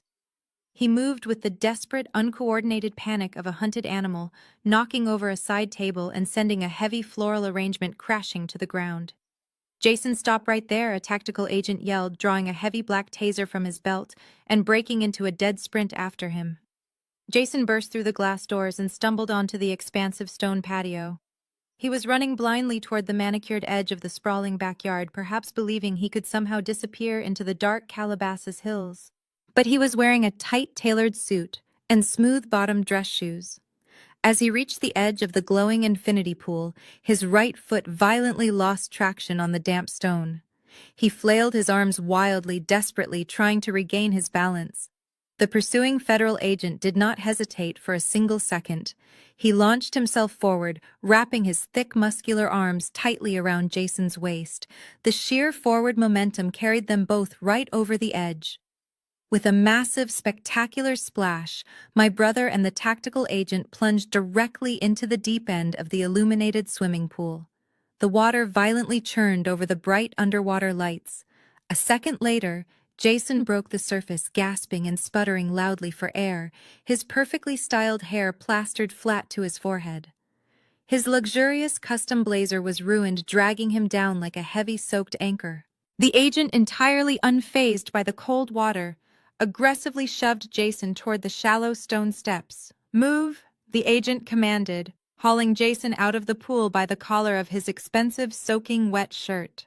Jason crawled onto the wet patio stones on his hands and knees, coughing up chlorinated water and shivering uncontrollably in the night air. The agent yanked Jason's arms behind his back, forcing his face down against the hard, wet concrete. The metallic ratcheting sound of the handcuffs echoed loudly across the silent backyard. "Jason Wilson, you are under federal arrest for money laundering and asset concealment," the agent recited loudly over my brother's pathetic sobbing. Inside the living room, my father watched his entire legacy disintegrate. Thomas stood paralyzed near the catered bar, his mouth hanging wide open in sheer disbelief. As he watched his only son being dragged, dripping wet and handcuffed across the patio, all the color drained from his face. He let out a strange wheeze and suddenly grabbed the center of his chest. His knees buckled beneath him. He collapsed backward, landing heavily onto the white leather sofa. An agent rushed over to check his pulse and call for medical help on the radio. Thomas was not having a fatal heart attack, but he was experiencing a massive, debilitating panic attack as his entire world collapsed around him. Kendra stood frozen near the shattered glass, her arms wrapped tightly around her own waist, staring at the absolute destruction of her short marriage. I remained exactly where I was, watching the scene unfold with absolute emotional detachment. The loud shrieks of my mother, the pathetic shivering of my brother, and the heavy breathing of my father filled the room. It was over. But the federal government was not quite finished. While the initial shock of the arrests paralyzed my family, the rest of the tactical team shifted into their secondary objective with ruthless efficiency. Agents carrying thick rolls of bright orange and neon green tape spread out across the sprawling first floor. They began slapping massive federal seizure notices onto the mahogany walls, the custom marble countertops, and the heavy glass doors. Each sticker bore the intimidating seal of the United States Department of Justice, legally branding the luxury estate as confiscated government property. Kendra watched the systematic dismantling of her glamorous new life in absolute silence. until an agent wearing thick black tactical gloves approached the formal dining area. He walked directly toward a stunning modern abstract painting hanging above the catered buffet. It was a piece Kendra had proudly displayed a multi-million-dollar canvas she was actively brokering for an elite European client. The agent unceremoniously grabbed the heavy gilded frame and began lifting it off the reinforced wall hooks. "Wait!" Kendra shouted, her voice trembling violently as she finally broke her paralyzed stance. She rushed forward, her emerald green evening gown dragging across the wet marble floor. "You cannot touch that piece of art. That painting does not belong to Jason. It is part of my professional inventory. I am a licensed art broker, and that canvas is on loan from a private gallery in London. It has absolutely nothing to do with this house or his bank accounts." The lead agent. The tall man with the graying hair stepped directly into her path, physically blocking her from reaching the artwork. He looked at her with the cold, clinical detachment of a man who had dismantled hundreds of criminal enterprises. "Are you Kendra Wilson, the legally wedded wife of the primary suspect?" he asked, his voice echoing loudly in the cavernous room. "Yes," Kendra stammered, wrapping her arms tightly around her waist again. "But my business is entirely separate. I keep my finances completely isolated from his. I did not know anything about the stolen tax funds. You have to leave my professional inventory alone. If you seize that painting, my career is completely ruined. I will be sued into absolute bankruptcy." The lead agent did not flinch or offer a single ounce of sympathy. "Ignorance of the crime does not grant you immunity from the severe consequences, Mrs. Wilson," he stated flatly. "Under the strict statutes of federal civil asset forfeiture, any high-value items stored inside a property purchased with illicit funds are subject to immediate government seizure. Your husband used stolen federal tax dollars to buy the roof over your head. Therefore, the government currently views your multi-million-dollar art inventory as co-mingled assets and potential instruments of money laundering." Kendra gasped, stepping backward as if she had just been physically struck. The agent holding the abstract painting successfully unhooked it from the wall, carefully wrapping it in protective plastic before carrying it out the shattered front door. Another team of agents was already moving into the adjacent sitting room, placing federal evidence tags on imported sculptures and antique vases she had meticulously curated. Every piece of her professional credibility was being loaded into government trucks. "You are stripping my entire life away," Kendra whispered, tears of pure panic finally spilling down her perfectly contoured cheeks. "I have absolutely nothing to do with his crimes. I am a victim here." "You are the spouse of an indicted federal criminal," the lead agent corrected sharply. "We are freezing your personal banking accounts and seizing your business licenses, pending a full forensic audit of your marital assets. If you want to prove your innocence, I suggest you hire a competent defense attorney immediately. But right now, this property and everything in it belongs to the Internal Revenue Service." The lead agent turned his attention away from her and addressed the entire room. He looked at my father, who was still gasping for breath on the white leather sofa, and then at my mother, who was sitting handcuffed in a dining chair, sobbing uncontrollably. "Listen up," the lead agent announced, his voice booming with absolute finality. "The warrant covers the immediate seizure of this estate and all physical contents within its property lines. That includes the luxury vehicles parked in the driveway, the jewelry currently inside the safes, and every single piece of furniture. You have exactly 10 minutes to gather your coats and whatever identification you have in your pockets. After that, anyone who is not in handcuffs will be forcefully escorted off the premises. You are officially evicted." Kendra looked around the massive living room, her eyes wide with total despair. She walked into this house tonight as a queen. Now she was absolutely ruined. The 10 minutes evaporated in a blur of frantic movement and agonizing humiliation. The federal agents did not offer any extensions. When the deadline hit, they physically herded the remaining occupants toward the grand entryway. I walked out voluntarily, my hands resting comfortably in the pockets of my tailored suit. The cool night air of Calabasas was a sharp contrast to the suffocating panic inside the seized estate. The driveway was a chaotic scene illuminated entirely by the aggressive strobing red and blue lights of the tactical vehicles. Neighbors from the surrounding mansions had spilled out onto their manicured lawns, recording the spectacular downfall of Jason Corporate LLC. My brother was standing near the back of a black sport utility vehicle. He was still dripping wet from his unexpected swim in the infinity pool, shivering violently in the cool breeze. His hands were secured tightly behind his back, and a federal agent stood closely guarding him. My mother was placed into the back of a separate cruiser, her mascara running down her face in dark, jagged streams. Paramedics had arrived for my father, helping him into the back of an ambulance to monitor his panic attack. Then Kendra walked out the front door. She had managed to grab her designer trench coat, wrapping it tightly over her emerald green evening gown. She carried a small leather clutch containing her identification, but nothing else. Every piece of jewelry, every designer shoe, every valuable asset she brought into that marriage was left behind, locked inside the federal crime scene. She walked slowly down the front steps, her heels clicking sharply against the concrete. When she saw the neighbors filming her, the sheer humiliation finally broke whatever restraint she had left.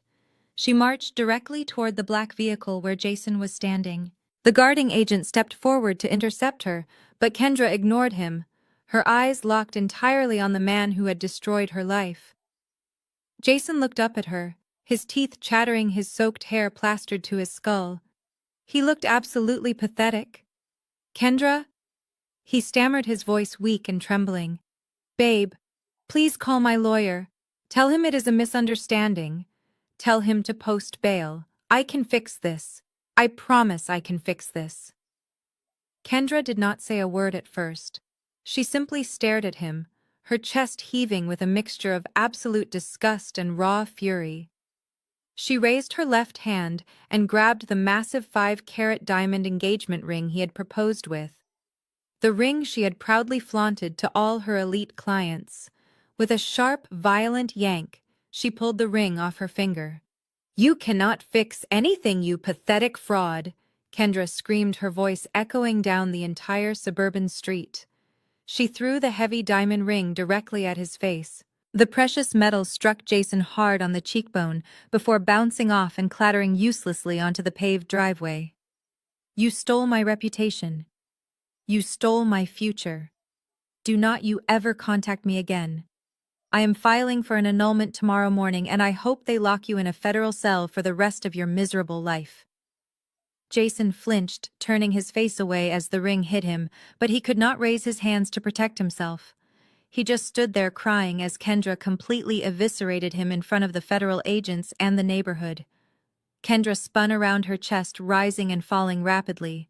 Her eyes scanned the driveway until they landed on me. I was standing near the edge of the property line, watching the entire spectacle with absolute calm. The anger in her eyes instantly vanished, replaced by a frantic, desperate terror. She practically ran over to me, grabbing my forearm with her trembling hands. "Riley, please," Kendra begged, her voice dropping to a frantic whisper. "You know I had nothing to do with this. You are a forensic accountant. You have all the data. You can trace the funds and prove that my business accounts were completely isolated from his money laundering. Please, Riley. I will pay whatever your firm charges. I will do anything. You have to help me legally detach my name from his crimes before the government seizes my gallery." I looked down at her, hands gripping my sleeve. I felt no pity for the woman who had mocked my clothes and encouraged my brother to spend stolen money. I gently but firmly pulled my arm out of her grasp, taking a deliberate step back. "You told me to stop hoarding pennies," I said, my voice cold and entirely devoid of sympathy. "Start hoarding yours, Kendra. You need them for a defense attorney." I turned my back on her, leaving her standing alone in the driveway, and walked to my car. A full week passed since the flashing red and blue lights illuminated the Calabasas driveway. The dust had settled, but the devastation was absolute. I was sitting at my sleek glass desk in my downtown Los Angeles office, reviewing a completely unrelated corporate audit. The morning sun streamed through the floor-to-ceiling windows, casting long geometric shadows across the pristine white carpet. My environment was the absolute picture of control and stability. The chaotic noise of my family was completely absent. My lawyer had informed me that Jason and my mother were denied bail due to the sheer magnitude of the stolen federal funds and their clear flight risk. They were currently sitting in federal holding cells, waiting for their arraignment. My office phone began to ring. It was an unfamiliar local number, but my instincts told me exactly who was calling.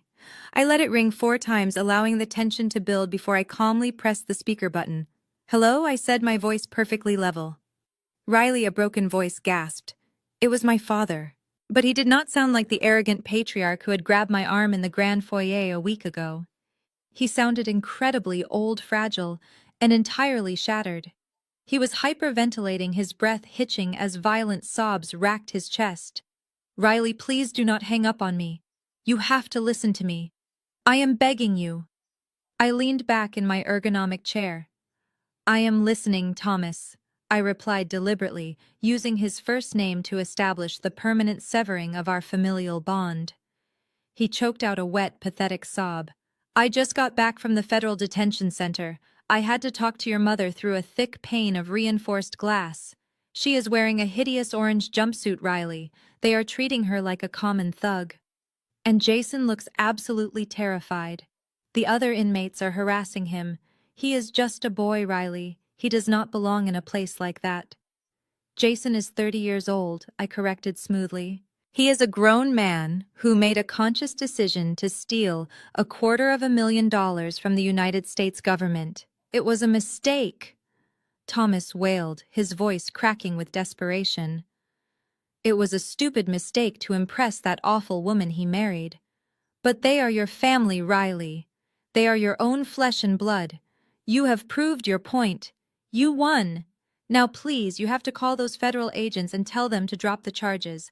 Tell them it was a big misunderstanding. Tell them you authorized the transfer and we will pay the government back over time." The sheer level of delusion required to formulate that request was staggering.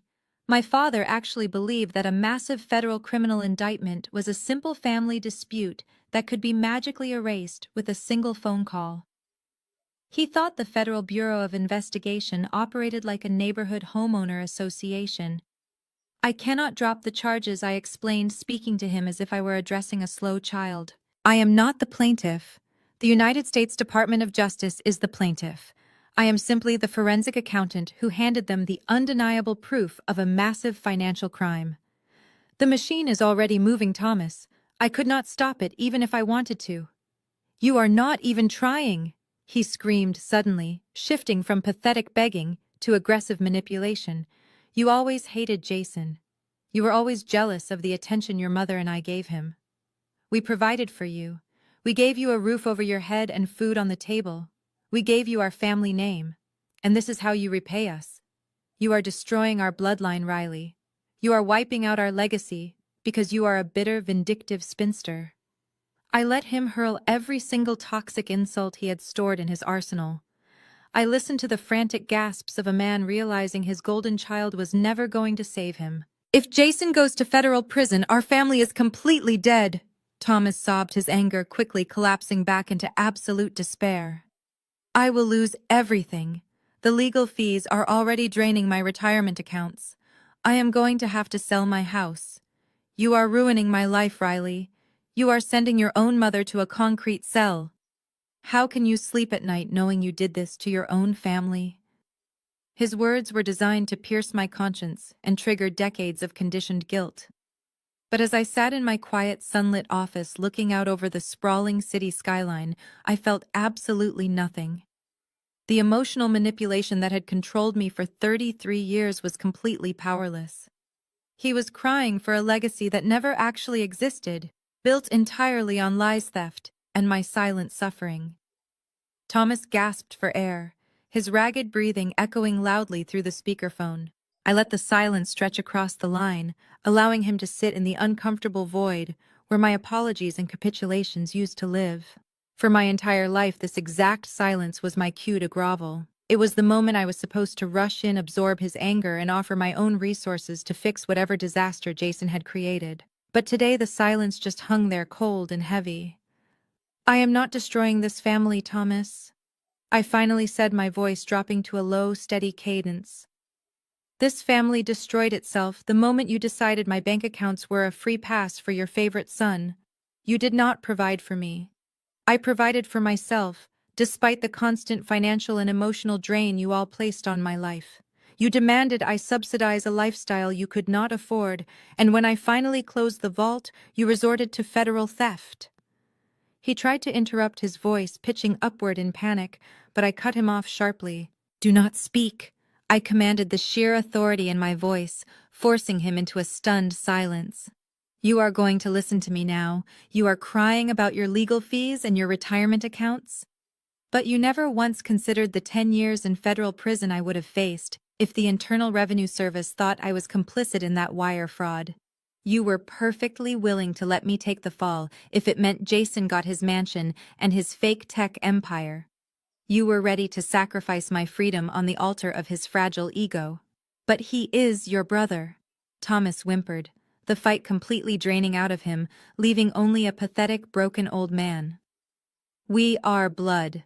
Blood does not forge digital signatures to steal $250,000, I shot back.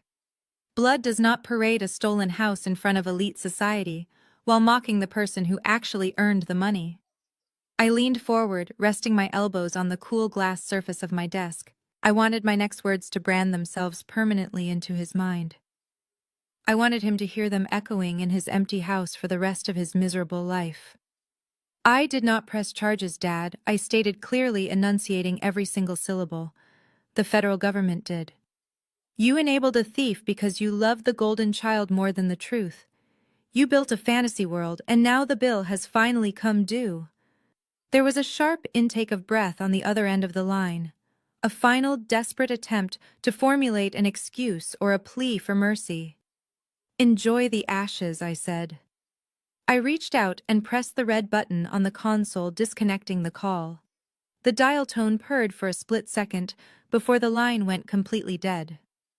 I picked up my personal cell phone, navigated to the carrier settings, and manually entered my father's phone number into the blocked contacts list. I added my mother's cell phone number. I added Jason's number.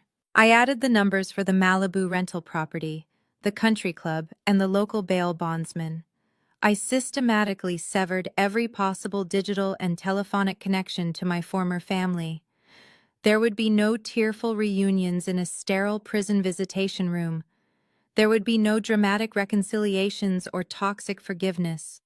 The bridge was not just burned, it was completely vaporized. I would gladly comply with any federal subpoenas to testify in court, but outside of the witness stand, I was permanently done. I sat back in my chair, taking a deep, slow breath. For the first time in 33 years, my chest felt incredibly light. The crushing weight of their expectations, their entitlement, and their constant belittling was entirely gone. I looked around my pristine office. I had built this beautiful life with my own hands. I had earned my corporate title, my pristine credit score, and my absolute financial independence through sheer grit and unmatched competence. Outside the floor-to-ceiling windows, the city of Los Angeles hummed with vibrant energy. Millions of people were going about their daily lives completely unaware of the massive federal implosion that had just occurred in Calabasas. Jason was going to face a ruthless federal judge. Brenda was going to face a jury of her peers. Kendra was going to face the utter ruin of her professional reputation. And Thomas was going to face the rest of his life completely alone, in a house he could no longer afford. They wanted to treat me like a mindless bank. They forgot that banks have ruthless security protocols, and when you try to rob the vault, the heavy steel doors lock you inside. I turned my attention back to the corporate audit glowing brightly on my high-resolution computer monitors. I had a major client meeting in 15 minutes and a multi-million-dollar corporate merger to review. My career was accelerating rapidly. My future was completely unwritten, and for the very first time it belonged entirely to me. I picked up my pen, ready to get back to work. 6 months passed with the rapid efficiency of a perfectly balanced ledger. The federal justice system moves slowly during the investigation phase, but once the indictments are unsealed, it drops like a heavy iron guillotine. I did not attend the sentencing hearings in person. I simply read the official court transcripts forwarded to my secure email by the prosecuting attorneys. Reading the court reporter's sterile typed words provided a much deeper psychological satisfaction than sitting on a hard wooden gallery bench. The absolute destruction of Jason Corporate LLC was swift and entirely unmerciful. Jason stood before a no-nonsense federal judge in a downtown Los Angeles courtroom. His custom-tailored blazers and designer watches were completely gone. He was wearing the standard-issue drab uniform of a federal inmate awaiting transfer, his wrists secured to a waist chain.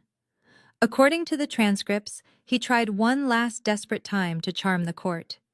He used his hollow tech buzzwords talking about market disruption and temporary liquidity crises. He actually attempted to convince a federal judge that the stolen funds were just early-stage venture capital. The judge cut him off mid-sentence, noting that stealing $250,000 from the Internal Revenue Service was not a disruptive startup strategy. It was a blatant felony. The gavel fell with a resounding crack that echoed through the empty gallery. Jason was sentenced to a mandatory 60 months in a federal correctional institution, 5 straight years. There is no early parole for white-collar crimes of that magnitude in the federal system. The arrogant golden child who had never worked a hard day in his life was now facing a daily regimen of scheduled head counts, metal toilets, and forced manual labor for pennies an hour. His illusion of dominance was locked inside a concrete box. My mother Brenda managed to avoid joining him behind bars, but her punishment was arguably more agonizing for a woman obsessed with superficial social status. Terrified by the looming prospect of a federal prison sentence, she eagerly accepted a brutal plea deal offered by the prosecution. To satisfy the strict terms of her probation and the massive court-ordered restitution, Brenda had to liquidate absolutely everything. She surrendered her retirement pension, her meager savings, and the remaining equity she and my father had in their home. At 60 years old, the woman who used to sneer at my practical wardrobe was forced to enter the minimum wage workforce just to survive. I received a brief update from a former neighbor who spotted her last month. Brenda now works as a cashier at a massive discount retail store in the San Fernando Valley. She wears a stiff blue polyester vest and a cheap plastic name tag. She spends 8 excruciating hours a day standing on hard linoleum floors, scanning discounted groceries, and bagging cheap plastic goods. The ultimate poetic justice is that she frequently has to ring up the exact same wealthy country club women she spent decades trying to impress. They do not make eye contact with her anymore. They simply take their long paper receipts and walk away, leaving her trapped in a prison of her own public humiliation. Her aching feet and her minimum wage paychecks are a daily reminder of the federal crime she committed. Kendra executed her escape plan with the ruthless precision I always knew she possessed. The morning after the Calabasas raid, she filed an emergency petition for a legal annulment, citing massive financial fraud and criminal deception. A judge granted it rapidly, legally severing her from Jason before his ink was even dry on the federal fingerprint cards. But while she escaped the direct criminal charges, she could not escape the radioactive professional fallout. The federal seizure of her high-value art inventory made national industry news. In the elite luxury art market, reputation and discretion are the only currencies that actually matter. Her high-net-worth clients abandoned her immediately. Nobody wants a broker whose name is permanently attached to a federal money laundering indictment. The major galleries in Los Angeles and New York blacklisted her overnight, refusing to return her phone calls or answer her emails. Stripped of her seized inventory and her elite network, Kendra packed whatever she could fit into 2 designer suitcases and fled the United States entirely. Rumor had it she relocated to a minor secondary market in Eastern Europe, desperately trying to rebuild her shattered career from the absolute bottom. She went from hosting million-dollar champagne parties in Calabasas mansions to authenticating cheap estate sale paintings in total obscurity. As for my father Thomas, he retreated into complete isolation. The exorbitant legal fees bankrupted him, leaving him renting a small, dark apartment far away from the coastal ocean breezes he loved. His grand legacy was entirely reduced to a son behind bars and a wife scanning barcodes. The toxic dynamic that had suffocated me for over 3 decades was finally extinguished. They had gambled everything they had to maintain a pathetic lie, and the house always wins. Exactly 1 year later, I stood at the head of a massive polished mahogany table in the center of a high-rise boardroom. Outside the floor-to-ceiling windows, the biting wind of a brutal Chicago winter whipped off Lake Michigan. But inside my corner office, the climate was perfectly controlled and incredibly warm. The frosted glass double doors at the entrance of the suite bore my name in sleek silver lettering, Riley Corporate Forensics. I was no longer just a senior associate managing enterprise accounts for a faceless firm. I was the founder and chief executive officer of my own highly successful agency. The massive void left by severing my toxic family had created the exact space I needed to build my own empire. Leaving Los Angeles was the best strategic maneuver I ever executed. The West Coast was tainted by the memories of their endless demands and the suffocating pressure of my father's expectations. Chicago offered a pristine landscape. It was a city built on hard work and undeniable reality, a place where substance always mattered more than superficial optics. In the past 12 months, my new firm had secured exclusive contracts with 3 major Fortune 500 companies. We specialized in untangling massive corporate fraud, corporate espionage, and recovering stolen assets. Every time I uncovered a hidden offshore account or exposed a corrupt executive, I felt a profound sense of vindication. I had turned the absolute worst betrayal of my life into a highly lucrative and deeply empowering career. I was respected, feared, and completely untouchable. I walked over to the expansive window and looked down at the bustling city streets below. The tiny cars moved in organized lines, completely unaware of the complex financial ecosystems operating in the glass towers above them. In the world of high finance, we have a term called the sunk cost fallacy. It is the dangerous psychological trap where a person continues to invest heavily in a failing asset simply because they have already committed so much time and money to it. They keep pouring fresh capital into a dying venture, hoping it will magically turn around and become profitable. For 33 years, my family was my absolute worst sunk cost. I kept investing my loyalty, my money, and my sanity into a dynamic that was completely and utterly bankrupt. I kept waiting for a return on my investment. I kept hoping for a single ounce of genuine respect or unconditional love that was never going to come. But toxic people are not just bad investments. They are active black holes. They do not just fail to yield returns, they violently consume everything you build. Cutting out the infection of my toxic mother, my enabling father, and my narcissistic brother was not a tragedy. It was the greatest, most profitable investment I ever made. The moment I stopped subsidizing their grand delusions, my entire life skyrocketed. I stopped paying the massive emotional tax of their constant approval-seeking. I stopped carrying the heavy mortgage of their manufactured daily crises. I liquidated the fake family unit and kept the only asset that actually had any real value, which was my own undeniable competence and peace of mind. For decades, they looked at me and saw a weak, submissive target. They saw a quiet girl who wore practical clothes and worked long hours in a sterile cubicle. They saw a glorified piggy bank they could smash open whenever Jason needed to fund his next spectacular failure. They assumed my refusal to scream and throw dramatic tantrums meant I was completely powerless against them. They mistook my professional boundaries for a challenge, and my quiet patience for absolute submission. But they fundamentally misunderstood the nature of my profession and the architecture of my mind. They thought my silence was weakness. They did not know it was an audit. I was always watching. I was always calculating the exact deficit of their actions. And when the math finally demanded a complete liquidation, I did not hesitate to close their accounts permanently. I let them steal the rope they desperately wanted, and I simply stood back and watched them tie their own perfect knot. They destroyed themselves because they lacked the one thing you absolutely need to survive in the real world: accountability. I turned away from the window and looked directly at the professional camera setup on my desk, prepared to record the final segment for my corporate podcast. I leaned forward, resting my hands confidently on the pristine leather desk pad.